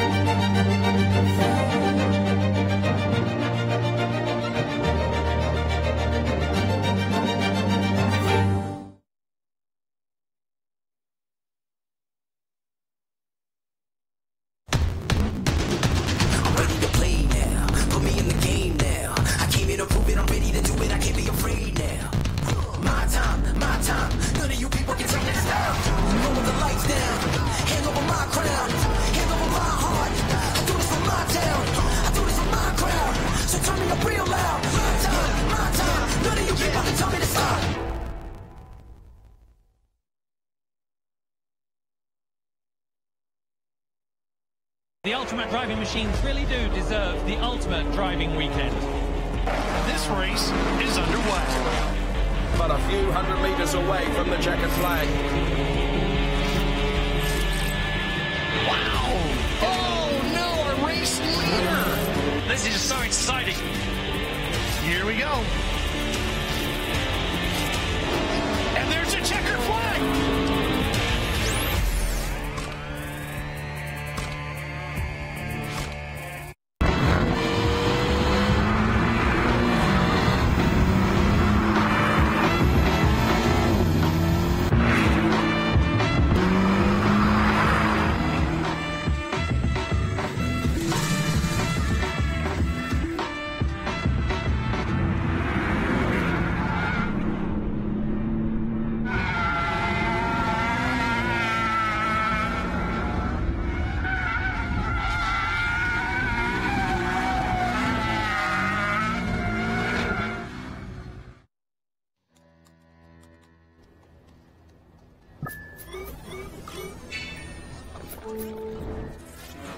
Isn't it time you connected to something greater?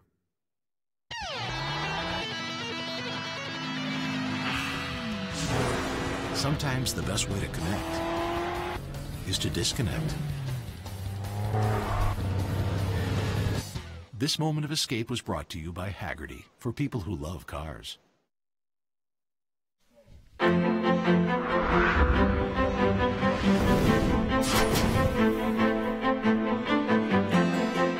Coverage of Porsche Rennsport Reunion 6 is brought to you by Pirelli. Power is nothing without control. by Haggerty Insurance, for people who love cars, and by Motor Trend.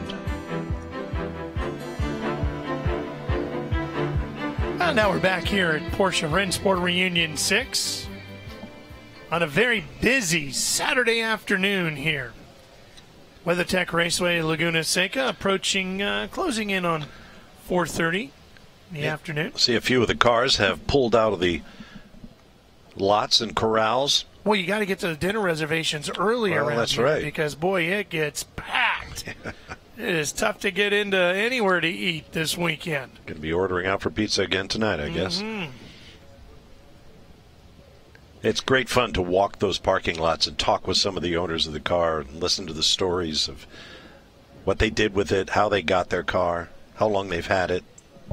You know the variety of colors in there. Do you know what the Porsche family color is? The Porsche actual family, what their favorite color was?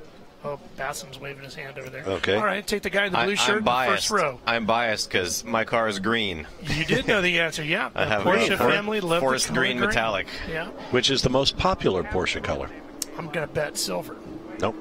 Guards red. Guards red, that's right. Although I do think the silver is a classic look too, isn't it? Yeah. Sort of the iconic silver. It is. Final race of the day, the Works Trophy. Group 2 now on track. We'll have 5 races tomorrow, all of them finals, so be sure to join us for that, for day 3 of our coverage. Let's go down to Justin Bell right now. Basically standing here as the 917 and the other cars fired up, and you'd have seen me, it was like I was smelling fine wine or I was on chef's table or something. It was just the bouquet of incredible internal combustion engines firing up. That is something we'll never get tired of. But that 917 that's leading the pack there, or in third place, is a very special car. It's that Pedro Rodriguez car. It won Brands Hatch. I think it won Spa, won Watkins Glen. And I was just I actually put my fingers up against the paint because where the louvers are over the front wheels, you can see all the paint is all chipped off. Now, obviously, that's from probably modern day use. But the bodywork literally looks and resembles the era that it came from. And when you look inside, I was trying to show you, it was just incredible to see the bare necessities that those drivers had to deal with. And Ralph, Bob, my dad did 246 miles an hour in one of those, so they were brave and stupid and brave. No wonder he doesn't think much about driving against me these days. He drove against people like Pedro. But yeah, that's what I want to get across to everyone. It's the visceral nature of this. These drivers, the gentlemen that own them, really are, they're curating a part of our history, and they're so, if you could just have touched, if the audience could have just done what I did, and that is feel these cars, you would be, it's like boom, you'd suddenly zip back in time travel, Porsche style. I could literally stare at that car going around for the next 20 minutes, just follow that one car and be completely fine with it. Well, yeah, that number 2 car smoking out the back. That's Bruce Canepa in the 1969 Porsche 917K for Kurtz, or Short Tail. There it is. I'm not sure if that smoke is the new normal for that car or not. Well, it did have an issue, if you remember, Bob, earlier today, and got put on a rollback and brought back to the pits. Well, it may be. And if you look closely at the back of the car, you'll notice something that was a requirement in period. There is a small spare tire. Remember, these were sports cars. They were supposedly based on road-going machines, so they needed the accoutrement of a road-going car. They had to have spare tires, they had to have tool kits, and they had to have a second seat, because a true sports car was a 2-seater car. And you can just make out, you see that vertical member at the back, just above the differential at the back. That's where that spare tire lives. We'll see if that car will hold up for Bruce Canepa. Here comes the start.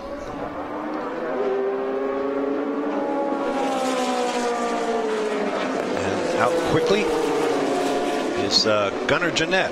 It's either Gunnar or his dad. I don't know the first name on timing and scoring here. 1969 Porsche 908. If you're wondering about buying a Gulf livery 917, I can tell you 20+ million won't get it done, because Bruce has 2 of those, and he told me recently was offered a healthy number above 20 million and said no thanks, I'll just hang on to her for now. And that's with 2 of them stored in your garage. That smoke looks sinister to me, but... Well, the good thing for Bruce is he's got the guys to get it fixed. Canipa restoration business is, without a doubt, one of the best in the world. These guys can do literally anything on any type of vehicle, and they're located about half an hour from here, north of Monterey, over in Scotts Valley near Santa Cruz. Wow, look at all the rear tire on those 917s. It's amazing. The 21 car coming down the hill is obviously another one looking... That's Chris McAllister, who has a spectacular collection. I once shot a television show around the U.S. Formula One Grand Prix at Indianapolis in Chris McAllister's garage, which was set up in period with wood paneling on the walls and racing posters and everything just oozing an aura of motorsports in the day. So there you get a couple of 917s in Gulf livery. Notice that little airfoil behind those flick-ups at the back over the rear wheels. That was all a part of taming these cars, which literally wanted to take off. Ooh, this is a little inelegant, but looks like everybody's going to make it through okay. Look at that shot. A pair of Gulf Porsche 917s running nose to tail. Again, you go to John Horseman's book, Racing in the Rain, and you'll hear how they figured out the aerodynamics of this car to keep the thing on the road using little tufts of yarn taped to the car all over the place so they could photograph the car at speed and see what the air was doing around the car. Ooh. Well, that's a gutsy move. Very aggressive pass there. The number 20 of Cameron Healy from Portland, Oregon, in his 908.3. You remember Cameron won here, Bob, back in the Rolex Monterey Motorsports Reunion, and of course this car here is the one that Vic Elford made so famous. Yep. Racing at the Targa Florio. Cameron, a young driver, aggressive driver, very talented young man. Well, this is the model I was talking about earlier, designed specifically for the Targa Florio, which is a lengthy run around the island of Sicily. I think the course is about 44 miles long or something in that neighborhood, and also to run on the 14-mile loop when it's 175 turns at the Nürburgring Nordschleife. The car was shortened up, driver's feet stuck out in front of the front wheel center line to make more room for the engine at the back, but they wanted a small, very lightweight, nimble car. So lightweight that they had to paint the bodywork because it was made of fiberglass, and if it wasn't painted, you could see that it was translucent. It was so very thin in the name of lightweight. I mean, those kinds of measures were taken with cars like this, the 917, capable of such extraordinary speeds, like that 240-plus mile an hour run down the Mulsanne that Justin was talking about just a few minutes ago. There were 3 Gulf 917s here this weekend. These 2 on the track. There's the number 9, which is in the Motorsport Museum area, the Heritage Museum area over there. There's also a Martini livery number 22 that's sitting on pit road area in the garages over there on display, but has not been on the track. Have not seen any of the long-tailed versions of the 917s here this week. And the hippie car, for example, not here, although it has appeared at Rennsport reunions in the past out of the Simeon Museum up in Pennsylvania. Bob, you're talking about the construction of the fiberglass being so thin. I photographed the 917 that won Le Mans in 1970 for the first time for Porsche, and I asked the owner if we could take the bodywork off to shoot the engine. You wouldn't believe how flimsy it felt. For such a car that could do 200 miles per hour, this thing was just felt like it was going to bend in your hands. It's Probably amazing. All right, next lap around, we're going to let Canipa come by in that 917 of his, the number 2 car. And as they come down to 11, we're all going to lay out. You guys all crank up the volume at home, and we're going to listen to that beast just roar up and off at turn 11. Whoever needed an onboard microphone, this might be the time. Great thing about Bruce Canipa is he's not afraid to give it the stick. He'll... Right. It looks like that blue smoke has cleared up, so maybe it was just sort of a, an overfill of the oil. 1963. One of the longest serving Porsche models.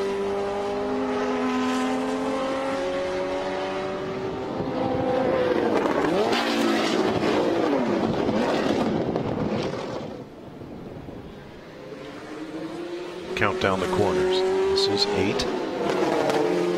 Love all the popping and banging. Okay, here they come. This is 9. So we're going to just lay out here and let you listen as they accelerate up the front straightaway. Through 10. Here comes 11.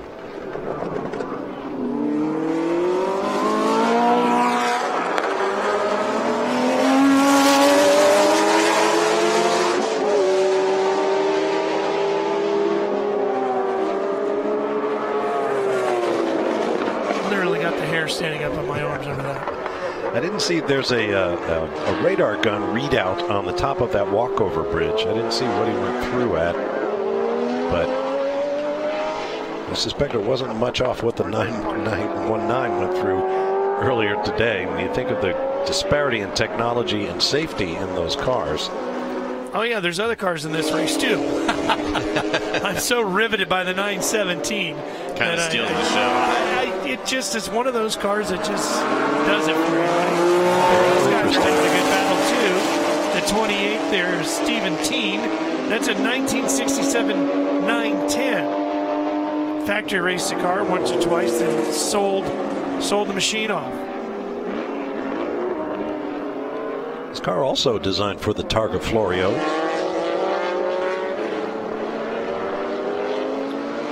Jeff Zwart driving the number 11.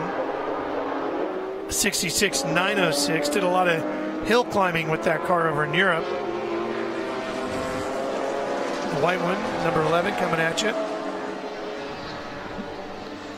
It's 28. So difference of the 906 in front and the 910 behind.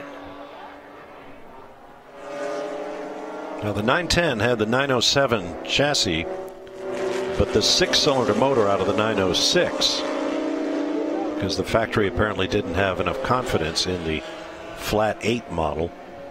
And that's when you see these cars in person, you walk up next to them, that whole grouping, the 906 and 910, 908, they're very small. They're shockingly small. You forget about how tiny these cars were, and, you know, all in the interest of function, really.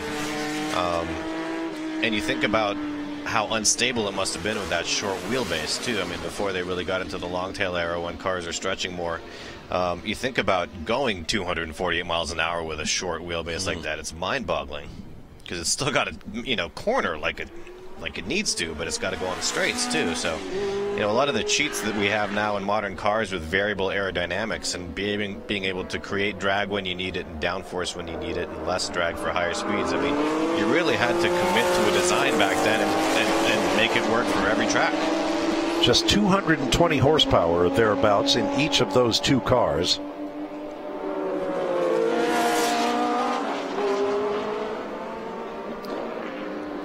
And they were all, you know, they were very well known for being all white with just a color on the nose, right? A little red or green or gold in the case of the one in front of it.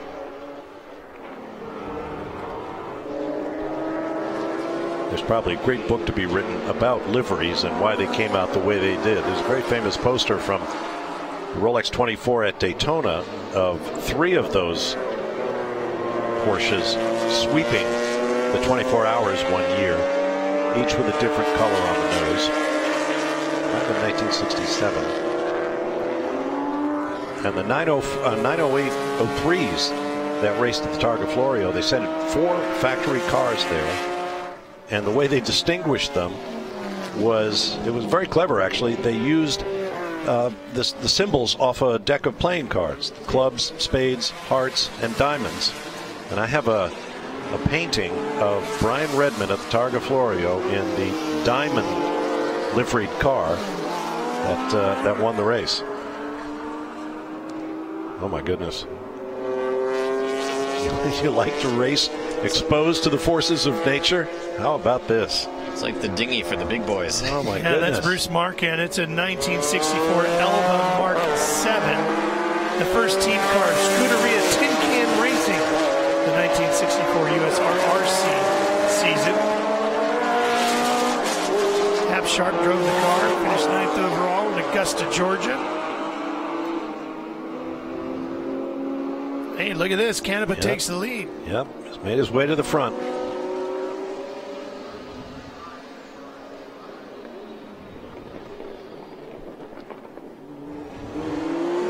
See the lengths that Porsche went through to make that 9083 as small as they could. Front wheels right at the leading edge of the car, rear wheels right at the trailing edge. Basically all engine and fuel, and that carried a lot of fuel for the Targa Florio, 50-odd gallons. Just ask Brian Redmond what happens when the fuel ignited. That's right. Of course, we can't talk about the Porsche 917 in Gulf livery without discussing Steve McQueen's epic movie Le Mans. You know, the helmet that he wore in the making of that movie is considered one of the 3 most sought-after Bell helmets ever produced. Mario Andretti's helmet that he wore in the '69 Indianapolis 500, which was the last open-face helmet to be worn in Indy, is one of them. The one that Dan Gurney wore in Indianapolis, the first full-face helmet, is another one.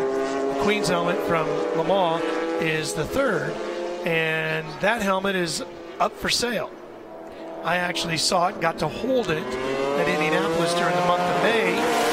It is valued at $1 million. I believe it. Incredible Steve amount. McQueen effect. Yeah, an incredible amount of memorabilia from the making the movie. Steve actually held on to literally every scrap of paper from the driver contracts that he did with the different men that were involved in making the film to the ordering of the catering. Isn't it amazing how the legend just keeps getting bigger and bigger? Oh, yeah. The Bullet car was, I mean, honestly, like one of my favorite cars at the Detroit Auto Show was the old Bullet car. Yeah, that was it. Stuff. That thing is beautiful with its patina and everything. Yeah, that was at the Amelia Island Concours d'Elegance this past year. Justin Bell. You know, just listening to you guys, it does make me realize we're so lucky, aren't we? But we're the guys standing next to the kings and queens. We're just not the kings and queens. I was just talking with Chad McQueen earlier on that subject, and we were talking about Amelia Island. We're talking about how cool the cars are, but we also were talking about when we were at Le Mans this year. Well, I was at Le Mans. There is the most incredible display in the newly renovated Le Mans Museum. And it's just before you go in the track. You've seen it, Bob. And they've done an extraordinary job. And they had the Gulf Tribute Room. And to be honest, it took my breath away to see how they had documented really the entire story of the Gulf livery. And one of the things that's very nice for Dad is that he has his Gulf helmet that he used in, not in the movie, but his first year of racing after the movie, and it's there in a case. And the Bell family colors actually come from the blue and orange. So we inverted them, we used them in our own way, put the British flag on, but there's a Gulf really have a lot to answer for. And when you see the car out here going around the track, I know it's a bit unfair to some of the other cars, but oh my goodness, it really does provoke a lot of nostalgia. If you're wondering, by the way, Steve McQueen's helmet size was 7 1/8. Good to know. About $127 cross start finish, 127 miles an hour. Well, I mean, the whole McQueen factor basically triples everything. When your sunglasses go for about 75 grand, that actually, whoa, big lurch there for the 28, but recovered and resumes. You wonder if the guy who buys the helmet, if it's going to fit on him. Well, there's another Bell helmet I would add to that discussion, and that is the first full-face Bell helmet that Dan Gurney introduced. I would say that's got to be another famous one. That's why I said that's one of the top 3. Oh, it is one of the top. Yeah. Okay. I didn't hear that one. There you go. Put a little lock in it. Nice save. That was nicely done.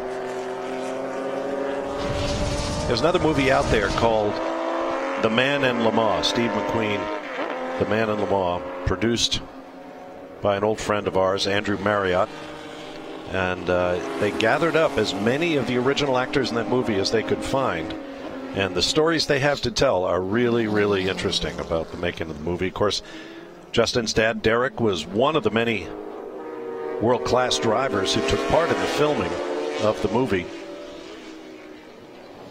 Well done, gentlemen. Everybody moving aside. Let the leaders play through. Proper vintage racing. These guys still having a good battle here. Canepa and Healy. Yep.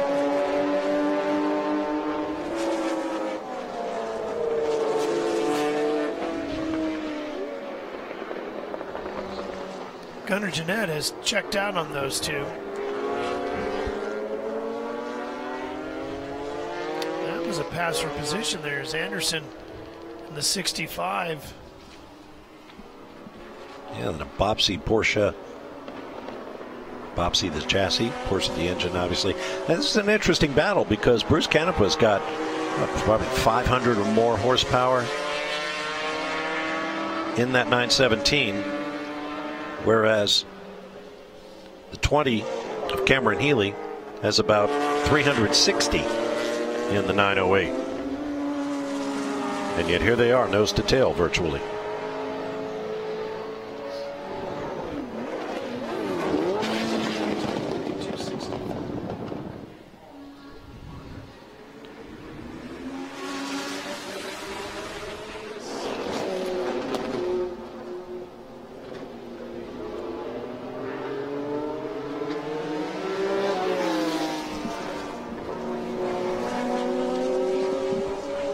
Cameron's going to take a look to the outside here. Maybe cut back inside or stick to the outside.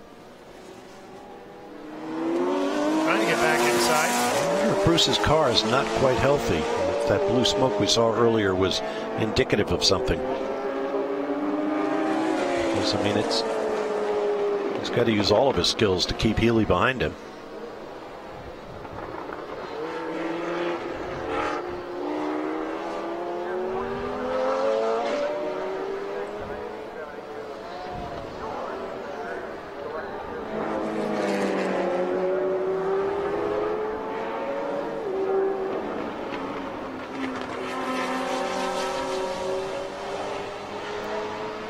Should keep the crowd entertained. This is a good battle. Healy with the Porsche crest right there on the brow of his helmet. There's the other 917. 21 of Chris McAllister making his way through the field. Yeah, Chris is running in fourth. Whoa! Sees Hort getting a little loose on the back end of his number 11. Shown in 11th.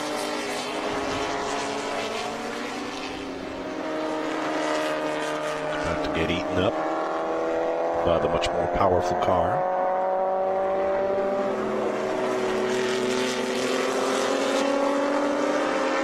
Look at those rear tires. What a design, right? I mean, it just looks so, every angle of it just looks so wild. It looks like the dictionary photo of a race car. Right. And the offset between front and rear to see how different it is from those fat rears is just phenomenal.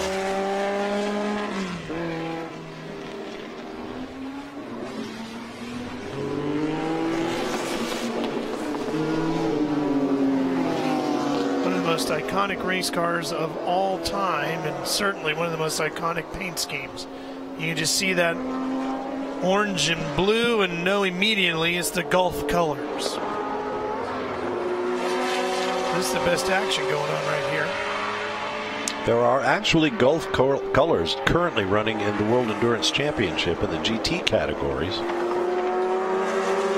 one of from the Middle Eastern department, if you will, of Gulf Oil. So the image lives on. And he's second now. There's Gunnar.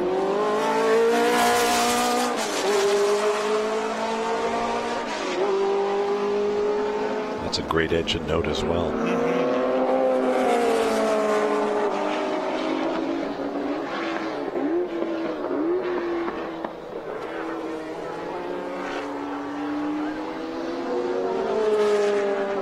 '48 is Rod Emery in a Elva Porsche 64. Purchased and delivered to Carl Haas in 1964. Yeah, I think Carl was importing Elvas. wonder if he went through his traditional blessing of the car before it would go out, like he would do all the time. The Indy cars, yeah. He had quite a career as a racing entrepreneur.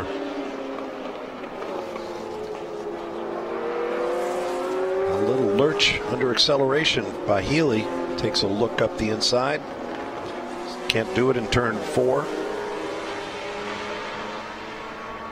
They pass our announced position. Here comes turn 5.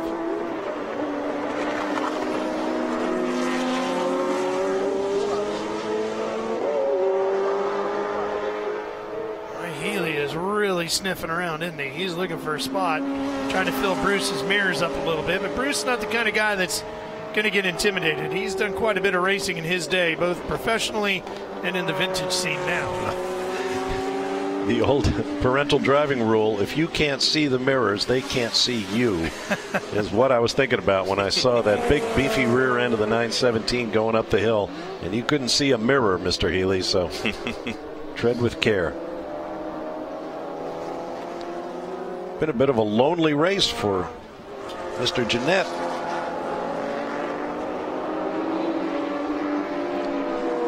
They slide off the corner. Track may be getting a little slick out there as the temperature drops a bit.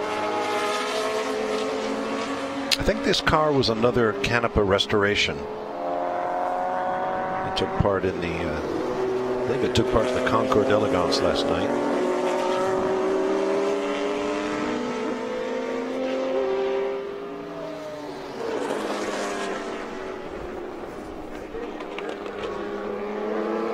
Okay, traffic ahead. This could be interesting.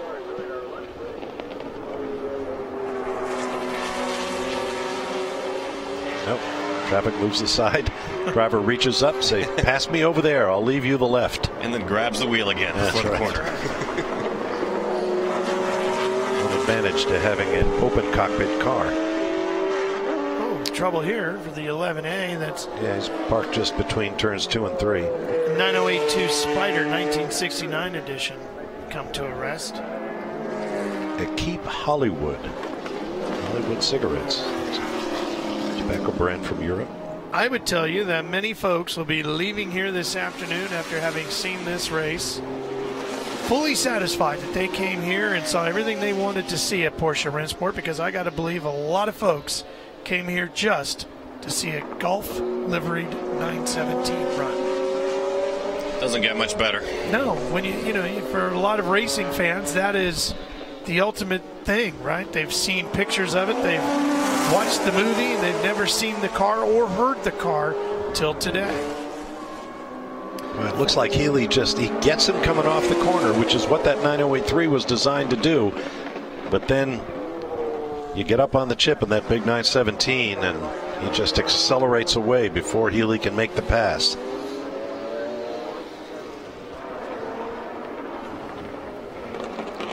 Fun to watch.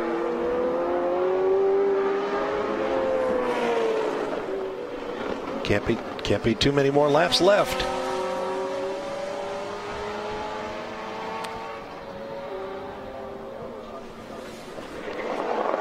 And there's our race leader. We anticipate a checkered flag this time by for Gunnar Jeanette. And that 1969. Oh, excuse me. No, he's not in a 917. Yeah, it's a 69 908. It's a 69 908, exactly.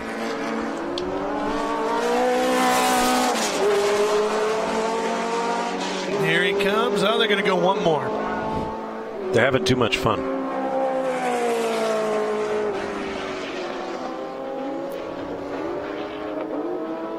And this battle's going to have to rage on for one more lap. We'll see Healy close in again here. And then watch that 917 pull him as they go up over the hill. See if we get a reading on the radar gun here.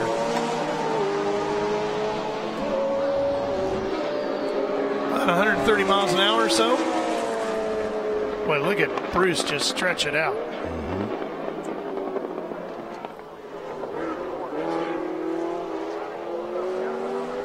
And then through Andretti, Healy closes right back in. It's closing the gap on the braking. I will say that. Peeking inside as they go to 4.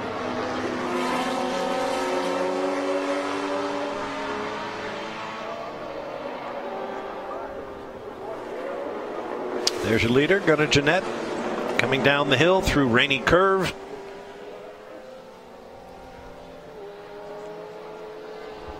Through turn 10, one more corner before the checkered flag. Really looks like the nose sits up high on this car, doesn't it, when it comes up off the corner.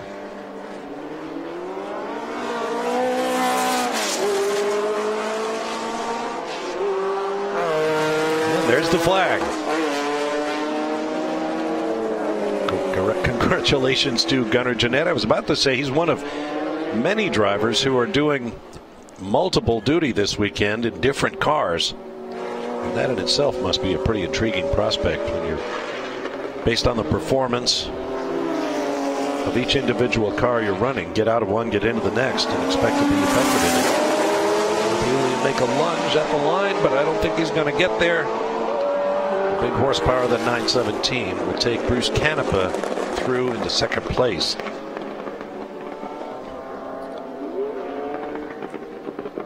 And well done, Gunnar Jeanette. Second generation racer. His dad, Kevin, well-known restorer and collector and driver this weekend. Wonder if his father did that car.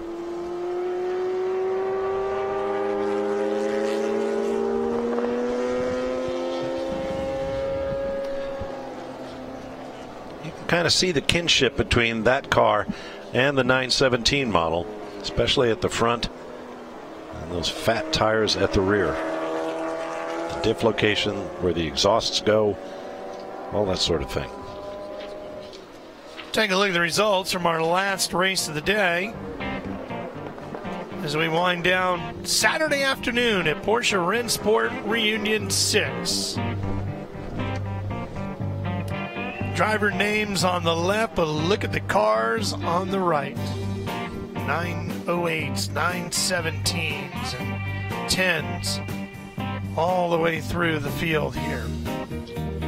And don't forget the specials, the Bobsy, the Elva, all Porsche powered. And a platypus. The platypus. That was the last time you saw one of those. But it too, a part of the Porsche family. Well, now all the fans around the hillsides will be running back to their hotel rooms and over dinner, tweeting out pictures of the Gulf liveried 917 that they finally got to see. That's what Porsche Rennsport's all about, right? Having an opportunity. You are really smitten by that. Oh, Bob, I'm telling you, it is. It is truly one of the most iconic race cars in my memory, and it's because of all of that, right? All the stuff that we talked about. Sure. That implanted that into my brain, and it truly is. You know, I've been very fortunate because of what we do to be able to see 917s and the Gulf livery and the martini colors and stuff. But for, you know, you think about those people. I remember the great Michael Jordan saying, you know, that he would always try so hard every time he went to play because he thought that there's probably somebody in the crowd that is seeing him play for the first time. And you know, out there today was somebody that got to see that car for the first time and always dreamed of doing it. Tomorrow we'll bring you more cars as we come on the air live at 1 o'clock to 5 o'clock Pacific time. Take note of that it is Pacific time. Justin, I know you've had a chance to see the 917 so many times, but it is a thrill each and every time, isn't it? It's always special, but the whole day is special. And I got to say, guys, I think I have done Rennsport Reunion Saturday, day 2, in pretty fine form. I raced. I actually blew up an engine. I've been taking photographs, and I've also done TV and hopefully entertained a little bit from the pit lane. But really, as you walk around, you just see the best cars, the best people. The atmosphere has been incredible. Everyone's already talking about what's going to be on the table for tomorrow. I can't wait. So I hope you've enjoyed it at home as much as we have here. I've still got digital time left on my camera, so I'm going to carry on taking some pictures. We'll see you tomorrow. What a day it's been. No question about it. Thanks very much, Justin. 5 full races tomorrow and a whole lot more. So be sure to join us, as Ralph pointed out, 1 p.m. Pacific time. Bassem Weissef with Automobile Magazine. It's been great to have you with us in the booth here today. Thank you so much for having me. It's been fun. Do you have any final thoughts on what you saw from our announced position? It's just a thrill. You know, the sights and the sounds are what bring it home for me. The experience of seeing the cars that are on posters and they're in books and magazines, just to be there and watch them in action, it's the best. It's an awesome event for sure. How about you, Ralph? I'm going to go down to the pit area and catch up my buddy Bruce Canepa and talk 917 for a while. No, he's not going to let you drive the car. I'm just hoping he lets me sit in it someday. Well, be sure to join us tomorrow at 1 p.m. Pacific time for more from the most amazing car show you could ever imagine, especially if you're a fan of Porsche. So until 1 p.m. Pacific time tomorrow, for Ralph Shaheen, Bassem Weissef, and Justin Bell, I'm Bob Varsha. So long for now from Porsche Rennsport Reunion VI.